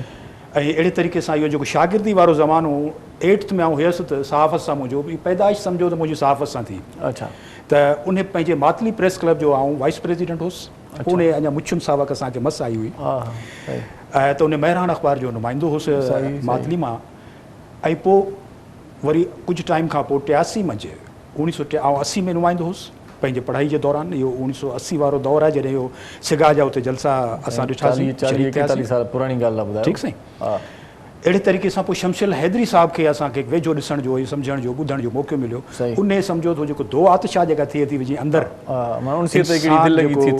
उनजे अंदरि उहो इनकलाब जेके पैदा थियनि था उन्हनि मंझि हिकिड़े पासे डॉक्टर सुलेमान शेख साहब जी समाजी जदोजहद ॿिए पासे शमशिल हैदरी साहब जी सहाफ़ती तहरीक ऐं इनकलाबी फ़िक्र इहे ॿई शयूं मूंखे वेझो ऑब्ज़र्व करण जो मौक़ो जेको मिलियो उन मूंखे तमामु घणो सिगा जे वेझो कयो ऐं पोइ शमशिल हैदरी साहब खे असां उन महिराण में बि ॾिठोसीं त MRD जूं तहरीक जेका 1983-86 वारियूं जेका सिंध जी इंटेलिजेंशिया ऐं सोसाइटी जेका उनजे अंदरि जेके दानिश्वर ॿुधाइनि था त उहे 83-86 वारी जेके जमहूरी तहरीकूं उहे शमशिल हैदरी जे कलम जो उन ते वॾो असरु आहे ऐं उहा महिराण अख़बार जंहिंजो नुमाइंदो पंहिंजे शहर में हुयुसि 5 कापियूं हलाइण ॾाढो मुश्किल हूंदो हुयो। पीर साहिब जा जेके मुरीद हूंदा हुआ उन्हनि वटि वेंदियूं हुयूं। असां कोशिशि कंदा हुआसीं त एडिशन कढंदा हुआसीं त 10-15 कापियूं करे वेंदा हुआसीं, 20 बि करे, कॾहिं 50 करे वेंदा हुआसीं। पोइ उन्हनि ॾींहंनि में हूं हैदराबाद शिफ्ट थी वियसि त महिराण जो रिपोर्टर त न हुउसि। मूं पंहिंजी जाइ ते ॿिए कंहिं दोस्त खे उहो कार्ड ॾिनो। शमशेल हैदरी जॾहिं एडिटर थियो हुनजो 83 में, त उन ई असांजे शहर जो मूं दफ़ो दौरो कयो त जंग अख़बार खां वधीक महिराण हुई 250 कापियूं ऐं ब्लैक ते अख़बार न पई मिले। ऐं पोइ इहो बि चवनि था त उहो फोटो स्टेट करे अख़बारूं ख़ासि तौर ते शमशेल हैदरी जा कालम भेर ते डोंको जे नाले सां कालम हूंदा हुआ, एडिटोरियल बि हूंदा हुआ ऐं मुख़्तलिफ़ अख़बार जी जेका जोड़जक हूंदी हुई, त उहा अख़बार एतिरी वॾी सिंध जी अख़बार थी वई जो ईअं सम्झो त सिंधी माण्हुनि जो उहो आवाज़ बणिजी वई। ऐं पोइ माण्हू उहो कॉलम एडिटोरियल होटल ते खणी पढ़ंदा हुआ, माण्हू ॿुधंदा हुआ, ओताकुनि में माण्हू पढ़ंदा हुआ, ॿिया ॿुधंदा हुआ, वणनि जे छांवनि में माण्हू ॻोठनि मंझि पढ़ंदा हुआ। ऐं माण्हू माने सम्झो त कॉर्नर मीटिंग्स जेको कॉलम जेको आहे सेंट्रल पॉइंट हूंदो हुयो, इहे कॉर्नर मीटिंग ठही वेंदियूं हुयूं सॼे सिंध जे इलाइक़नि में मुख़्तलिफ़। त उन मज़ा उहा तहरीक उथी। पोइ 1 साल ई साईं मस उनजो एडिटर रही सघिया। पोइ जनरल ज़िया उनखे फौरी तौर ते पीर साहिब खे असांजे जेके मालूमात आहे उन तहत उनखे चयो त बाबा हीअ त तबाही थी वई आहे, हे त असांजे ख़िलाफ़ु हिकिड़ी तुंहिंजी अख़बार जेका पंहिंजी अख़बार आहे उहा हीअ सॼो असांजे ख़िलाफ़ु गरम थी वियो। पोइ साईं खे 1 ॾींहं जे नोटिस ते शमशेल हैदरी साहिब खे नौकिरी मंझां फारिग कयो वियो। एडिटर तां एडिटरशिप तां हटायो वियो। पोइ उहा महिराण आस्ते आस्ते वरी उन मक़ाम ते अची वई जेको पुराणो हुयो, डाउन पोज़ीशन थी वई। जी, पोइ शमशेल हैदरी साहिब वरी साईं मोहम्मद इब्राहिम जोए साहिब जी अख़बार हुई, वरी उनखे जॉइन कयो। पोइ अहिड़े तरीक़े सां सिंधी अदबी बोर्ड जो साईं सेक्रेटरी रहियो, वरी सिंधी अदबी संगत जो साईं 11 साल उनजो सेक्रेटरी रहियो। ऐं पोइ हीउ जेको अदबी लॾो आहे, तरक़ी पसंदि फ़िक्र आहे, उनखे जेको अॻिते वधाइण में साईं शमशेल हैदरी साहिब जो तमामु वॾो कमु आहे। त ईअं सम्झो त असीं उनजे पढ़ंदे, उनखे ॾिसंदे, इन्हनि शख़्सियतुनि खे असां इन सिगा जा मेंबर बि थियासीं। माशाअल्लाह, पोइ एॾो कमु बि तव्हां कयो, सहाफ़त में तव्हांजो तमामु घणो कमु रहियो आहे, अवार्ड बि तव्हांखे मिलिया एपीएंस वारा। इहे भला कीअं, कहिड़ी ॻाल्हि ते मिलिया, थोरो ॿुधायो असांखे, ख़ुशी थींदी आहे सुठनि माण्हुनि खे सुठा अवार्ड मिलिया। तव्हांजी शाह साहिबु, हाणे जीअं मूं गुज़ारिश रखी त महिराण अख़बार जो आउं पंहिंजे शहर में नुमाइंदो हुयुसि, त उन्हनि ॾींहंनि में अवामी आवाज़ अख़बार बि जारी थी। ऐं उनजो पंहिंजे शहर में रिपोर्टर बि हुयुसि ऐं बदीन ज़िले जो डिस्ट्रिक्ट रिपोर्टर हुयुसि। पोइ जल्दी आउं कराची शिफ्ट थी आयुसि त अवामी आवाज़ में बहसे ते इन्वेस्टिगेटिव रिपोर्टर मूं उनखे जॉइन कयो। ऐं पोइ एग्रीकल्चर ऐं ॿियो कॉमर्स जो हिकिड़ो पेज बि रेगुलर हफ़्तेवार जारी थींदो हुयो। उन्हनि वक़्त में एडिटर उनजो हुयो साईं फ़कीर मोहम्मद लाशारी साहिबु। ऐं उन खां पोइ साईं फ़कीर मोहम्मद लाशारी साहिबु तमामु वॾो नालो, असांखे उन सां न्याज़मंदी थी, उन सां कमु करण जो मौक़ो मिलियो। त ईअं सम्झो त अवामी आवाज़ जी बुनियादी टीम में बि ऐं कारकुन हिकिड़े रिपोर्टर जे हिसे सां, हिकिड़े साथी जे हिसे सां शरीक रहियसि। इहे सिंध जे तरक़ी पसंदि दोस्तनि गॾिजी इनखे पंहिंजे हड़ा वड़ा इहा अख़बार शाये कई। ॿियो उन मुंहिंजे साईं सुहेल सांगी साहिबु, उनजे बानी एडिटर तौरु, उन वॾो नालो आहे उनजो। उनखे पंहिंजी तरक़ी पसंदि इहो बि लॻो आहे फ़िक्र आहे, उनखे जोड़जक कई उनजी। उन खां पोइ साईं फ़कीर मोहम्मद लाशारी साहिब वञी जागो अख़बार पंहिंजी शुरू कई। इतफ़ाक़ सां जेके मुंहिंजी तहक़ीक़ाती रिपोर्टिंग मुंहिंजो शोबो हुयो, त तहक़ीक़ाती रिपोर्टिंग ते मूंखे पहिरियों एपीएनएस अवार्ड मिलियो। All Pakistan news paper society जो ही प्रोफेशनल अवार्ड आहे, जेको चूंड साफ़ इनखे उन्हनि ते लिखणियुनि ते एपीएनएस ॾींदी आहे। पोइ उनखे सदर पाकिस्तान तरफ़ां उनखे उहो अवार्ड उन जी तक़रीब में जारी थींदो आहे या वज़ीर अज़म तरफ़ां अवार्ड मिलंदो आहे। त इहो मुंहिंजी सहाफ़त जो जेको शुरूआती टाइम हुयो कराची में, त 1992 मंझि ऐं अवामी आवाज़ में बहसियत इन्वेस्टिगेटिव रिपोर्टर हुयुसि। ऐं एग्रीकल्चर पेज हुयो खेती। ऐं पोइ उनखे वरी असां कॉमर्स पेज बि कयोसीं, त उनजो बि आउं एडिटर हूंदो हुयुसि। शुरूआती सफलता शुरूआती। पोइ 1992 में ऐं अवामी आवाज़ जे में जेको मुंहिंजो कमु थियल आहे, उन ते मूंखे 1994 में एपीएनएस अवार्ड जेको अनाउंस थियो, त उन में मूंखे पंहिंजी तहक़ीक़ाती रिपोर्टिंग ते इहो पहिरियों एपीएनएस अवार्ड मिलियो, जेको मोहतरमा बेनज़ीर भुट्टो साहिबा वज़ीर अज़म थी। उन्हनि ॾींहंनि में सदर हुयो फारूक लगारी साहिबु। त असांखे उहो बाद में पोइ मोहतरमा सां हुन बग़ावत कई ऐं अहसान फरामोशी चइजे थी असांजे हिसाब सां। पोइ उहा जेका मुंहिंजी एपीएनएस अवार्ड वारी तस्वीर आहे, ऐं अक्सर घटि ॾेखारींदो आहियां, उनखे आउं रोके छॾींदो आहियां, छाजे करे जो उन माण्हू अवार्ड त सदर पाकिस्तान जो हुयो। मुंहिंजो उहा ख़बरूं जेके रिपोर्टिंग वारियूं जेके मूंखे अवार्ड मिलियो, उहे सिंध असेंबली में डिस्कस थींदियूं रहियूं। ऐं पोइ उन्हनि में ज़ाहिर आहे उनखे काफ़ी टाइम रोकियो वेंदो रहियो। पोइ जेॾी महिल मोहतरमा वज़ीर आज़म थी त उन मुंहिंजी ख़बर जेका हुई ख़ासि तौर ते सासो जेको Sindh agriculture supply organisation Sindh government जो इदारो हूंदो हुयो त उन्हनि जी भाण उहो ॾिनो वेंदो हुयो सिंध जी ज़राअत खे ताक़त ॾियण जे लाइ। उन में लोन तौरु ग़रीब हारियुनि खे इहो ॾिनो वेंदो हुयो त तव्हां पंहिंजी फसलनि खे सपोर्ट तव्हांखे मिले, ॿिज मिले वग़ैरह, त तव्हांजी फसल थिए पोइ तव्हां वापसि मोटायो। सही। त उहो सियासी रिश्वत ते उहो नीलाम कयो वियो जाम सादिक जे दौर में। त उन ते मुंहिंजी उहा तहक़ीक़ाती रिपोर्ट्स तमामु घणियूं हूंदियूं हुयूं, पर उन रिपोर्ट ते ख़ासि तौर ते उहा जेका शाया थी उहा अवामी आवाज़ में सुपर लीड हुई। अच्छा। ऐं उन दौर जी वॾी ख़बर हुई। उन वक़्त में मुज़फ़र शाह साहिबु पोइ वज़ीर आला थियो बाद में, पोइ उन प्रेस कॉन्फ्रेंस बि कई। उन दोस्तनि असांखे ॿुधायो त तमामु घणो रिएक्शन आयो हुयो, पर बसि बहरहाल हिकिड़ी उहा रिपोर्ट जेका असांजी सिंध असेंबली में पेश थी उहा उते तमामु घणी डिस्कस थी। उन में उन टाइम में अपोजिशन लीडर साईं काइम अली शाह साहिबु हुयो। अच्छा। उन ऐं निसार खोड़ो साहिबु हूंदो हुयो डिप्टी अपोजिशन लीडर। पोइ उन्हनि साईं काइम अली शाह साहिबु उहा पेश कई हुई। पोइ उन ते डिस्कस उहा घणो टाइम न थी सघी हुई, रोकियो वियो उनखे।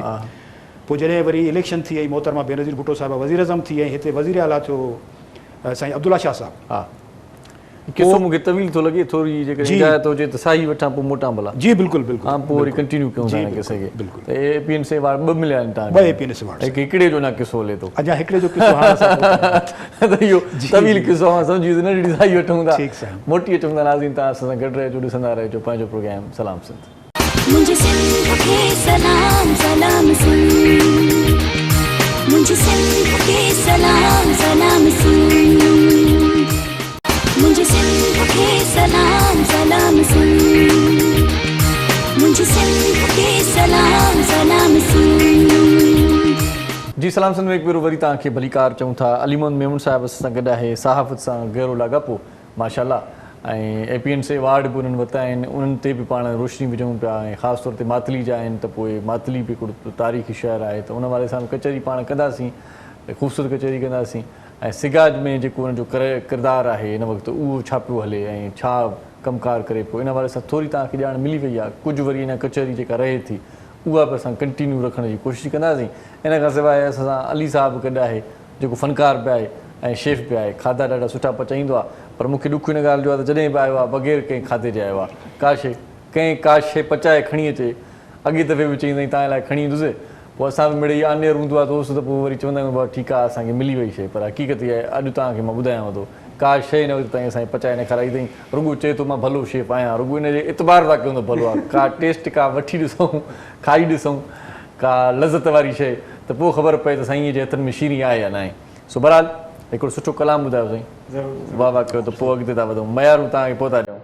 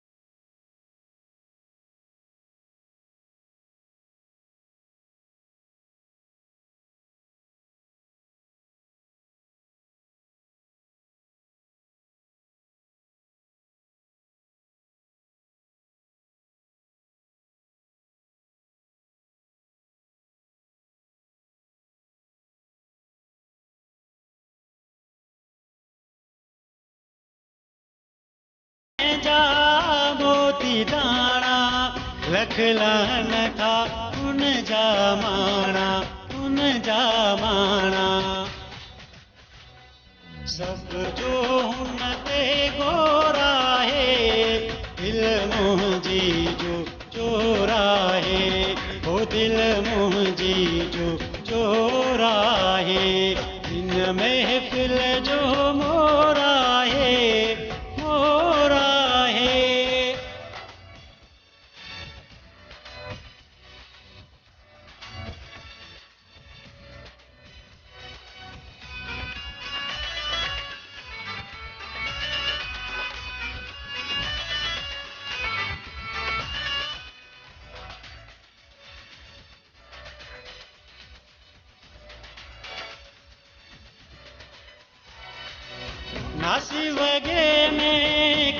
ठहे पियो चोॾीं जे चंड जीअं सुहिणो भरे पियो ओ नासी वॻे में केॾो ठहे पियो चोॾीं जे चंड जीअं सुहिणो भरे पियो सुहिणो भरे पियो छात जानिब जी टोर आहे दिलि मुंहिंजी जो चोर आहे ओ दिलि मुंहिंजी जो चोर आहे हिन महफ़िल जो मोर आहे ओ मोर आहे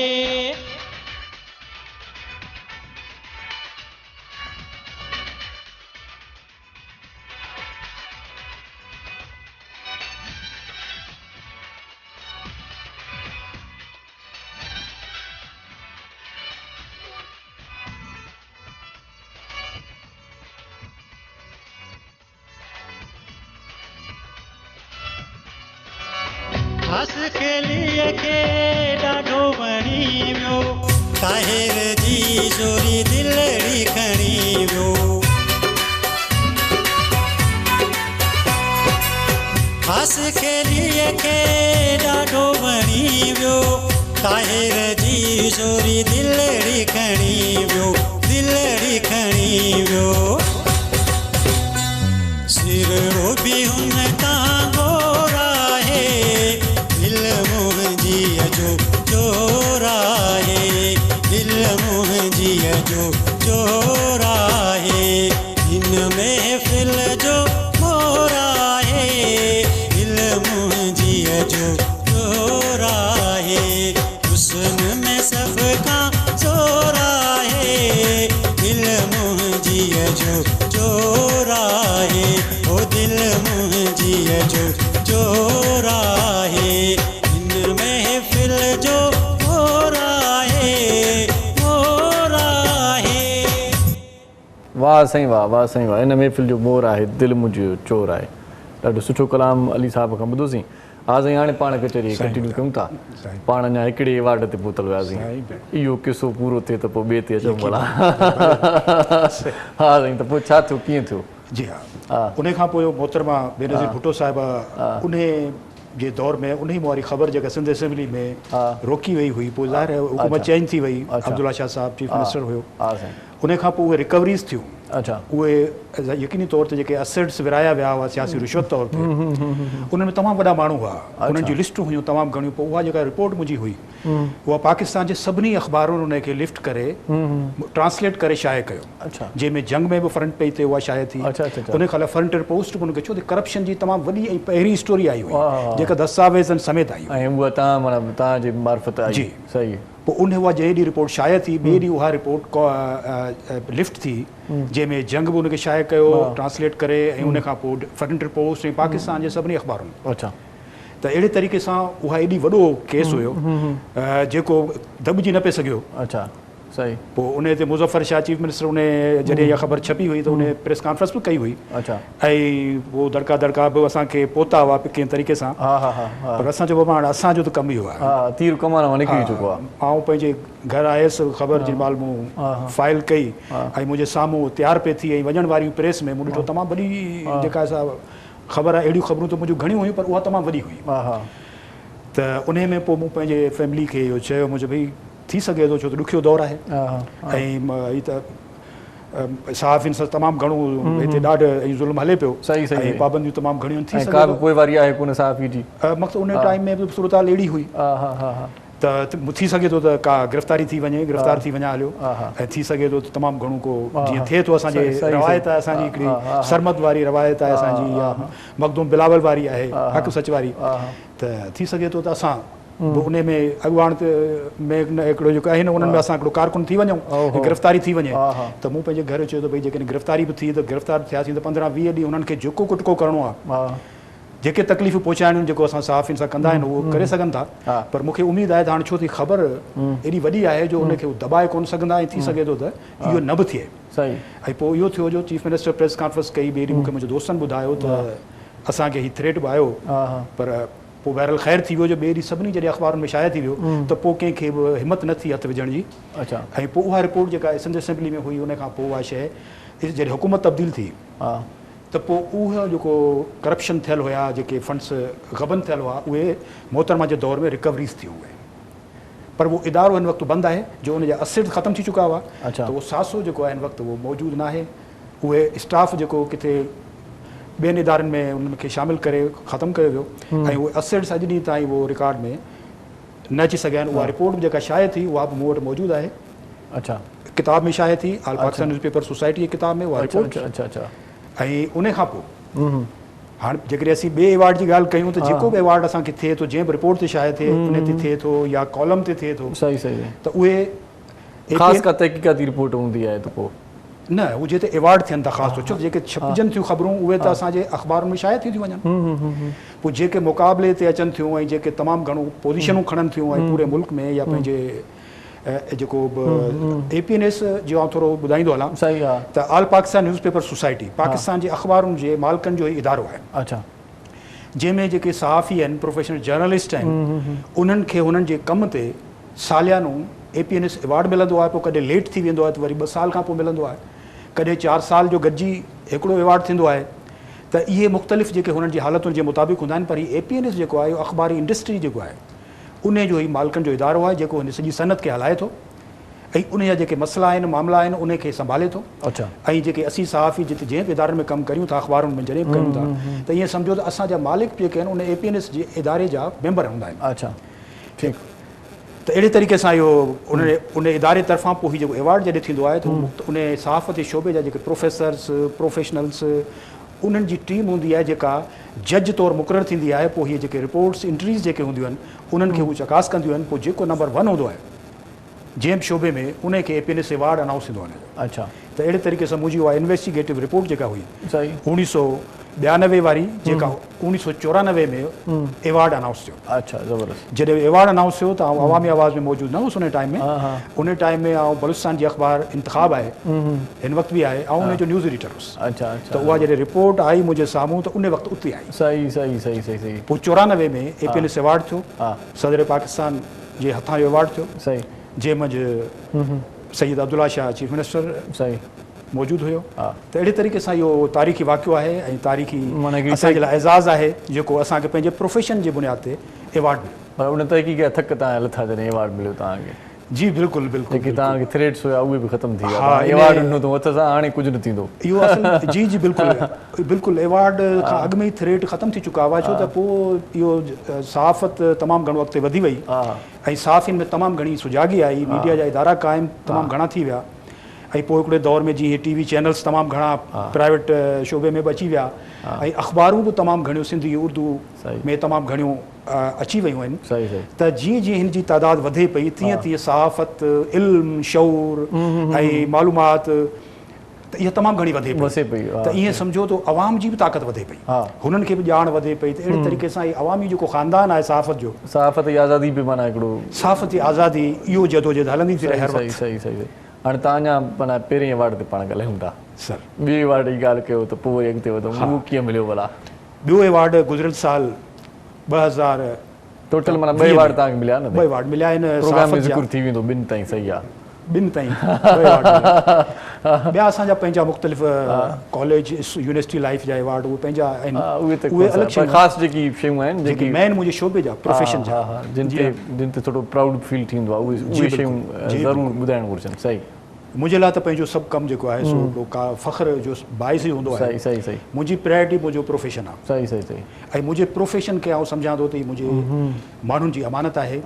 हे माण्हू जेके असांजा आहिनि, असांजी क़ौम आहे, असांजो मुल्क आहे, इहो असांजी ज़िमेदारी में शामिलु आहे। सहाफ़ियुनि खे इहो पढ़ायो वञे थो, सहाफ़त जो इहा ई तालीम आहे।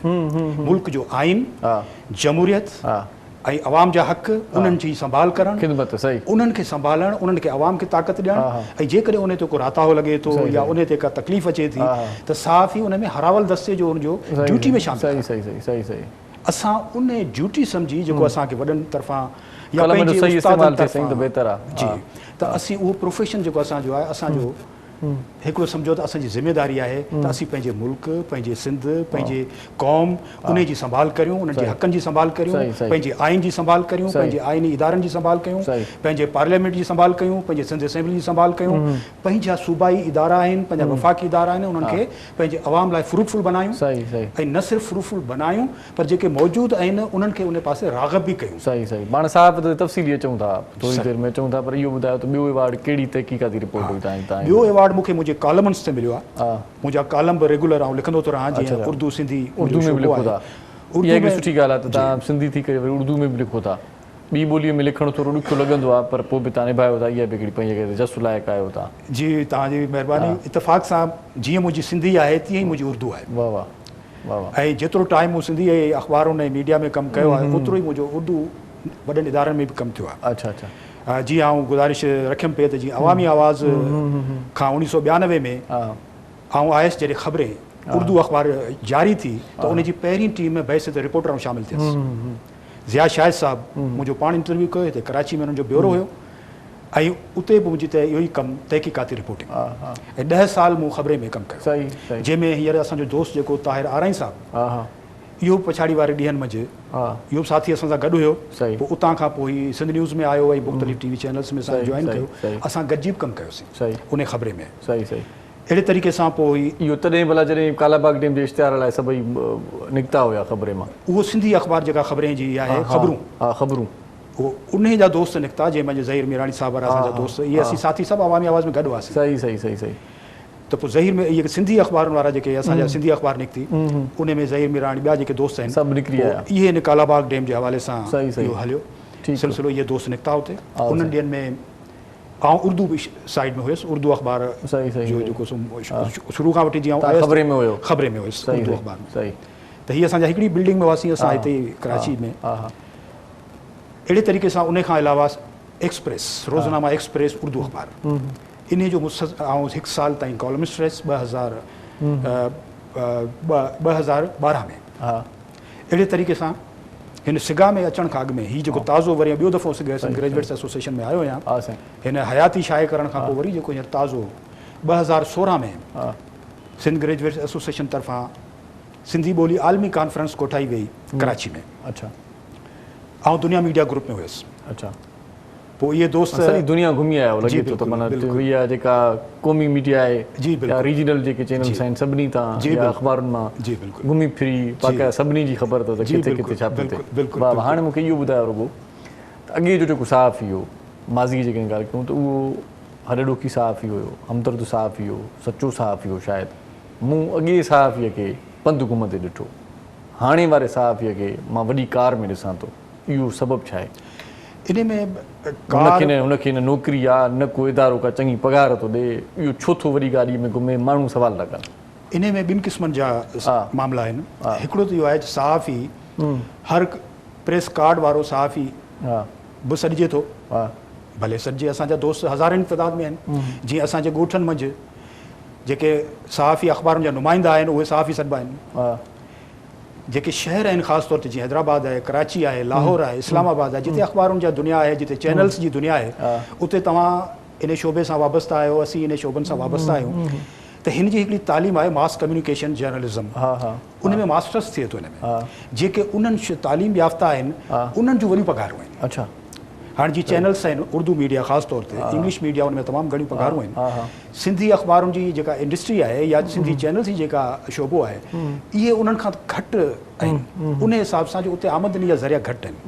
ऐं ॿी शइ इहा आहे जो असांजी जेका सिंधी मीडिया आहे इहा हिन दुनिया में नई दाख़िल थी आहे ऐं हिन में जेका पहिरियां इन्वेस्टर्स आहिनि सिर्फ़ु पैसे वारा माण्हू हुआ, प्रोफेशनल माण्हू न हुआ। हाणे जीअं हिकिड़ी मिसाल मूं ॿुधाई त असां वटि जीअं अवामी आवाज़ आहे, इहे तरक़ी पसंदनि जेके असांजा राइटर्स हुआ उन्हनि जो हिकिड़े ग्रुप उनखे शुरू कयो। सही। जीअं फ़कीर मोहम्मद लाशारी हिकिड़ो सहाफ़ी हो, उन जागो अख़बार शुरू कई। सही। जीअं हिलाले पाकिस्तान शमशल हैदरी साहब उनजो एडिटर हूंदो हो, 1973 में हुआ, 73 सालुनि थी विया आहिनि उनखे बि हिलाले पाकिस्तान खे। त शमशल हैदरी साहब जहिड़ा माण्हू बि उनजा एडिटर रहिया ऐं उहा सिंधी पुराणी अख़बारुनि में शुमार आहे। बिल्कुलु बिल्कुलु। ठीकु आहे सर। उनजो लेआउट त ॾाढो सुहिणो आहे, अॼु ताईं मूंखे वणंदो आहे। अहिड़ी अख़बार जो कंहिंजो बि न आहे शायदि।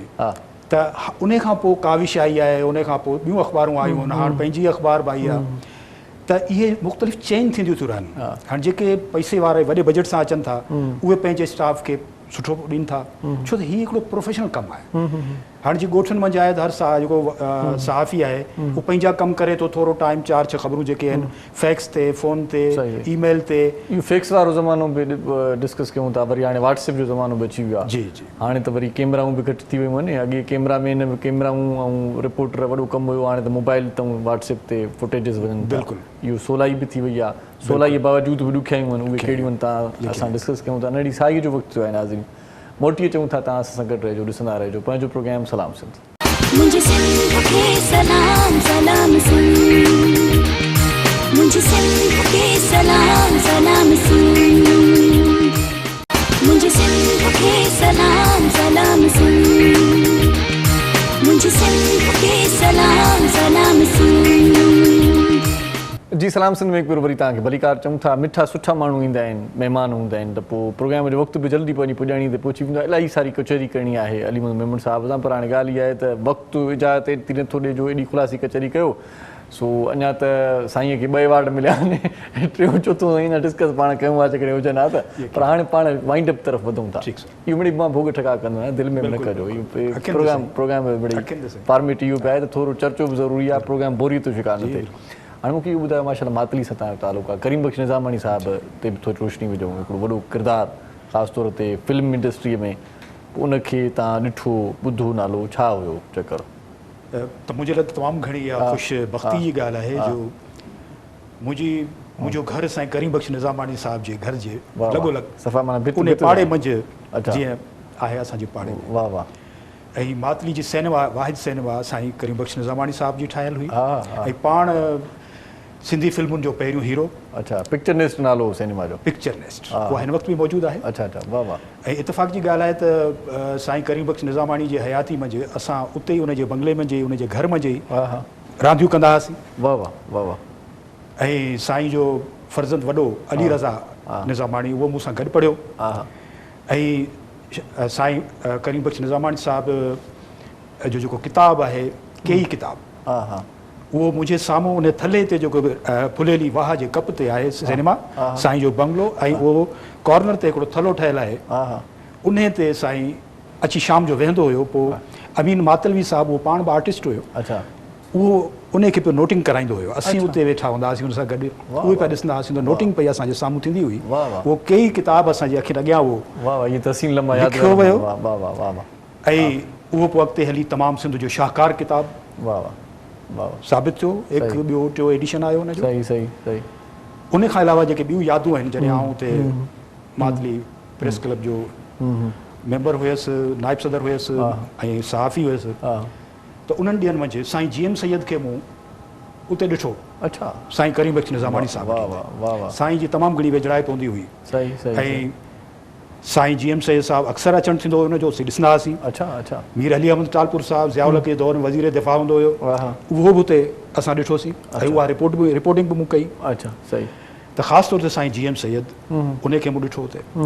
ख़ासि तौर ते उहो वक़्तु जॾहिं साईं GM सैयद हिरासत खां आज़ादु थियो ऐं पोइ सिंध जे दौरे ते निकितो त मातली बि आयो ऐं हज़ारे माण्हू इस्तक़बाल कयो। सही सही। साईं GM सैयद साहिब जे हवाले सां ख़ासि तौर ते सिंध जे माण्हुनि में हिकिड़ो बुज़ुर्ग वारो सोच आहे त हीउ असांजो बुज़ुर्ग आहे। उन हवाले सां जिते बि जंहिं शहर में वियो उनखे इज़त ईमान मर्तबो मक़ाम उहो मिलंदो रहियो आहे। त साईं रईस करीम बख़्श निज़ामानी साहिबु, उहो वरी सिंध जो ख़ासि तौर ते मौसीक़ी, अदब, इल्म ऐं फिल्म, ख़ासि तौर ते फिल्म साज़ी जे हवाले सां साईं जो वॾो नालो। ऐं उन टाइम में हिकिड़ी फिल्म स्टार सां साईं जी शादी बि थी। अच्छा। हीअ जेको अली रज़ा आहे उनजो फर्ज़ंद आहे, उन घरवारी में आहे। अच्छा। ऐं असां त उन्हनि जे घर में नंढा हुआसीं त अचणु वञणु खाइणु पीअणु उन्हनि सां गॾु ई हूंदो हो असांजो ॿारनि सां। सही सही। पोइ साईं करीम बख़्श खे असां वॾा थियासीं। पोइ ख़ासि तौर ते महफ़िल मौसीक़ी जॾहिं थींदी हुई त पार्क अची वेहंदो हुयो ऐं पोइ उहे रक़ासाऊं, उहे फ़नकार, उहे ॻाईंदा हुआ, उहे प्रोग्राम थींदा हुआ, असीं वेही हुते ॾिसंदा हुआसीं। ऐं साईं जे हथ में दफ़ हूंदो हुयो। अच्छा। ऐं उनखे वॼाईंदो हुयो ऐं मस्ती में उथी बीह रहंदो हुयो, दाद ॾींदो हुयो, असां बि उन में शरीक हूंदा हुआसीं, शामिल हूंदा हुआसीं। इहे ख़ूबसूरत उहे लम्हा यादगार, ज़िंदा दिलि माण्हू, यार क्या तमामु छा ॻाल्हि कजे, छा ॻाल्हि साईं करीम बख़्श निज़ामाणी जी छा ॻाल्हि कजे। सही सही जीअं असां वटि मुमताज़ मिर्ज़ा साहिबु जी, मुमताज़ मिर्ज़ा साहिबु, उहो बि जॾहिं बि को प्रोग्राम अहिड़ो सकाफ़ती थी त पाण नचणु शुरू थी वेंदो, पाण माना हिकिड़ी पंहिंजी जॻह ते हैसियत वारो माण्हू पर पोइ नचणु शुरू थी वेंदो। इहे जॾहिं वजदानी कैफ़ियतूं तारी थी न, इहे ज़िंदा दिलि माण्हुनि ते थी। तमामु घणियूं वाह वाह, पर तव्हांजी इहा माना ख़ुशबख़्ती आहे जो अहिड़ियुनि शख़्सनि सां तव्हांजी मुलाक़ात बि रही आहे। हाणे मूंखे इहो ॿुधायो त अॼुकल्ह जी जेका सहाफ़त आहे या अॼु जो सहाफ़ी पंहिंजो सही नमूने सां किरदारु अदा करे थो, क़ौम जी तरक़ीअ में किथे रुकावट त न आहे? मुंहिंजे ख़्याल में असांजी जेको सहाफ़त आहे ऐं सहाफ़ती इदारा एतिरा सारा आहिनि, जेतिरियूं चवनि त चङायूं असांजे सोसाइटी में आहिनि, ओतिरियूं बुरायूं या उणिवीह असांजे हिननि इदारनि में थी सघनि थियूं ऐं मौजूदु आहिनि, छो त हीउ माण्हू हिन समाज जो आहे, हिन माण्हू समाज मां निकिरी उहे सहाफ़ी अचनि था अॻिते। ॿियनि ते लिखी लिखी पाण बि इबदार त न थी विया आहिनि किथे? इन में ॿ शयूं आहिनि, हिकिड़ो जेको हीउ प्रोफेशन जी जेका नेचर आहे, सहाफ़ती जेका नेचर आहे सा उहा ॿुधायमि त हिकिड़े मुहाफ़िज़ वारी आहे, वैन गार्ड वारी आहे, सिपाही वारी आहे, जर्नल वारी आहे, अॻवान वारी आहे, लीडर वारी आहे, होशू वारी आहे, हीमू वारी आहे, इहो सहाफ़ी जो किरदारु आहे। ज़ुल्फ़कार अली भुट्टो वारी आहे, मोहतरमा बेनज़ीर भुट्टो वारी आहे, ही उहे ख़ासियतूं, उहे चाहतूं, इहे मोहबतूं, उहा ताक़त सहाफ़ी जो विरसो आहे। सहाफ़ी जेको आहे इन नुक़्ते नज़र ते हले थो। बाक़ी कारोबारी जेके दुनिया जा माण्हू आहिनि उहे बि असांजी सहाफ़त में खोड़सार आहिनि, छो त असांजी जेका सहाफ़ती इदारा आहिनि इहे हिकिड़ी इंडस्ट्री आहिनि, चाहे प्रिंट हुजे चाहे इलेक्ट्रॉनिक मीडिया हुजे, त कारोबार बि थियनि था, कारोबार मायूब कोन्हनि, छो त का सकाफ़त के मुल्क बजाए सिर्फ़ु इन पंहिंजी जेके रेवेन्यू जनरेशन या जेको पैसे खां सवाइ या ख़ुशहाली खां सवाइ नथा हली सघनि।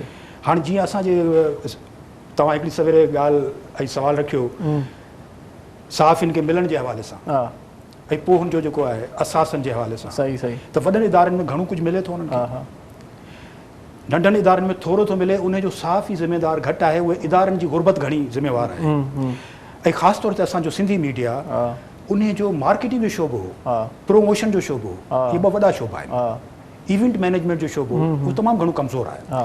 इहे उहे टे शोबा आहिनि जिन मां अर्निंग थिए थी। जीअं असीं कराची में वेठा आहियूं, असांजो कराची पाकिस्तान जो हब आहे, बिज़नेस सेंटर आहे, ऐं पाकिस्तान खे 70% रेवेन्यू कराची मां जनरेट थिए थो, ऐं सिंध जेको आहे 70% रेवेन्यू वफ़ाक़ खे ॾिए थी, जंहिं मां पोइ वरी जेको असीं लिखंदा आहियूं इन ते कॉलम बि मुंहिंजा, असीं मुख़्तलिफ़ करंट अफेयर्स जे कॉलम्स ते इहे शयूं डिस्कस कंदा आहियूं, ऐं तव्हांजी चैनल्स ते बि उहे शयूं अचनि थियूं, त पोइ उन जेके 70% जॾहिं वञे थो वफ़ाक़ में, त उतां आबादी जी बुनियाद ते वरी NFC award, national finance commission award तहत वरी सूबनि खे फंड मिले थो, थोरो थोरो चंक, माना केरु कमाए अचे उन खां सभु वठी पछाड़ी 10 रुपया ॾेई छॾनि त वञी ऐश कर, त सिंध सां ईअं थिए पियो। त असांजे सिंध सां ईअं थियण जे करे असांजा सिंध जा जेके मीडिया जा इदारा आहिनि उन्हनि ते बि असरु पवे थो, छो जॾहिं सूबाई गवर्नमेंट जो मीडिया जो बजट ई घटि हूंदो त हीउ जेको कमर्शियल या इश्तिहार उहे बि घटि ईंदा। वरी जॾहिं कमर्शियल ऐं इश्तिहारनि जे हवाले सां सिंध सां गॾोगॾु वफ़ाक़ी इदारनि जा बि फंड्स थियनि था, जेकॾहिं उहे बि घटि था मिलनि त ही असांजा इदारा उन जो नुक़सानु थिए थो, कमज़ोर थियनि था, कमज़ोर थिए। पाण इन ते वरी कॾहिं तफ़सीली कचहरी कंदासीं साईं, तव्हां सां मिली करे बेइंतहा ख़ुशी थी, महिरबानी तव्हांजी, ऐं खोड़ सारो सिखण जे लाइ मिलियो। इंशाल्लाह ॿिए प्रोग्राम में वरी तव्हां सां कचहरी कंदासीं, तव्हांजी वॾी महिरबानी। आयो आख़िर में को मैसेज ॾियणु चाहियो त वक़्तु थोरो आहे हिन? जी, मुंहिंजे हिन वक़्तु असां जीअं आउं सिर्फ़ु अॼु ताज़ी ॻाल्हि जे हवाले सां ॻाल्हि कंदुसि, जेका अॼु रिपोर्ट मुंहिंजो सिंध ग्रेजुएट्स एसोसिएशन जीअं हिकिड़ो सिंबल आहे, हिकिड़ो मॉडल आहे, ग्रेजुएट्स जो इदारो जेके पंहिंजे सिंध जे लाइ, पंहिंजी क़ौम जे लाइ हर शोबे में कमु करे पियो, इहो हिकिड़ो ही 7 करोड़ जो आवाम आहे सिंध जो, इन जे लाइ घटि आहे इहो, त हर माण्हू पाण खे अॻवान सम्झे, कारकुन सम्झे, पंहिंजनि ॻोठनि खे संभालीनि, पंहिंजनि शहरनि खे संभालीनि, पंहिंजी तालीम खे संभालीनि, त आउं सम्झां थो सिंध खे तब्दील करणु असांजो पहिरियों फ़र्ज़ु आहे। इहो हर कंहिं ते फ़र्ज़ु आहे, सिर्फ़ु हुकूमत ते न आहे, समाजी इदारनि ते न आहे, पर समाज जे हर फ़र्द ते आहे।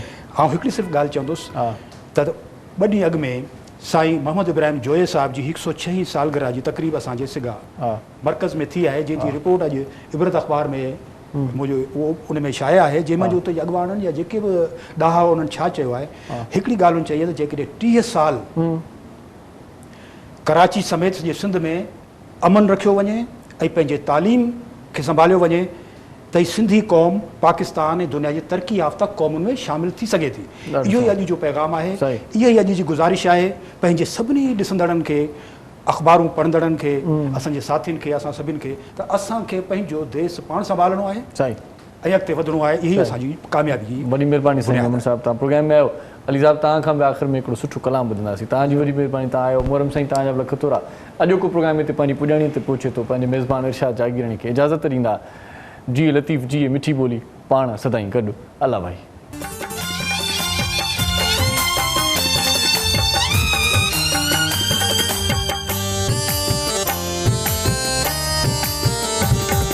केॾी हसी माहे जबी शाम प्यारी, केॾी हसी माहे जबी शाम प्यारी, हल त हलऊं समुंड ते आ बूंद बहारी, हल त हलऊं समुंड ते आ बूंद बहारी, केॾी हसी माहे जबी शाम प्यारी, केॾी हसी माहे जबी शाम प्यारी।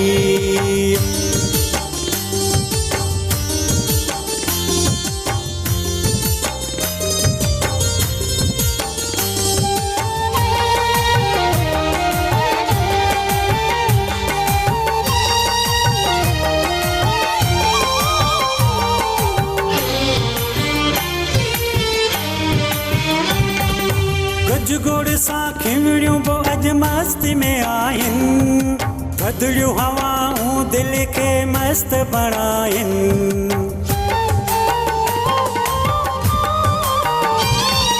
गजगोड़ सां खिमड़ियूं बि अॼु मस्ती में आहिनि, थधिड़ियूं हवाऊं दिलि खे मस्त बणाइनि,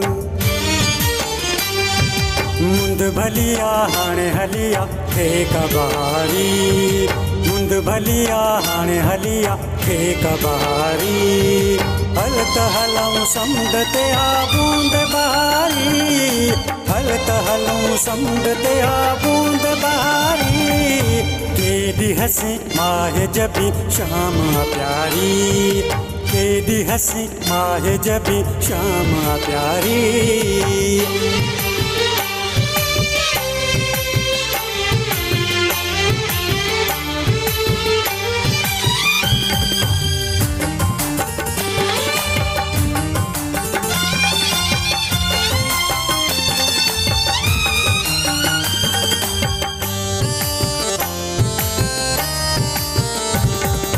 खुशगवार माहौल महकी पियो आ, प्यार जो अंगल मुंहिंजी दिलड़ी कयो आ,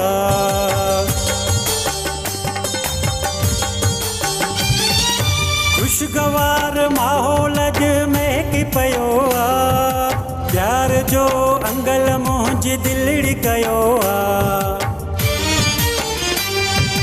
दिल थी चवे तोसां आहे मिलण ज़रूरी, दिल थी चवे तोसां आहे मिलण ज़रूरी, हल त हलऊं समुंड ते आ बूंद बहारी, हल त हलऊं समुंड ते आ बूंद बहारी, केॾी हसी माहे जबी शाम प्यारी, केॾी हसी माहे जबी शाम प्यारी।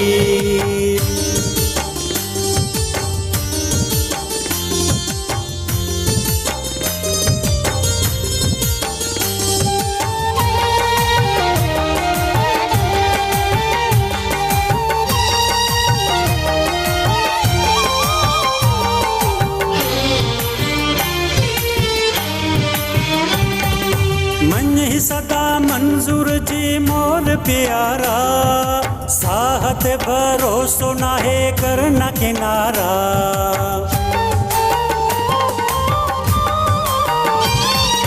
मन ही सदा मंजूर जी मोर प्यारा, साहत भरोसो नाहे करना किनारा,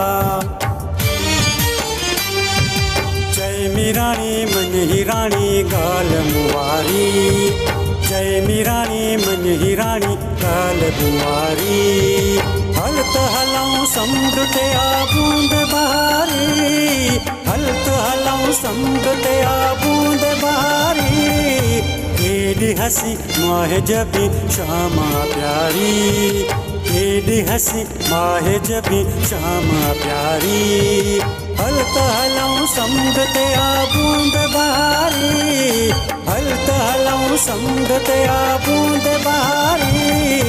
केॾी हसी माहे जबी शामा प्यारी, केॾी हसी माहे जबी शामा प्यारी।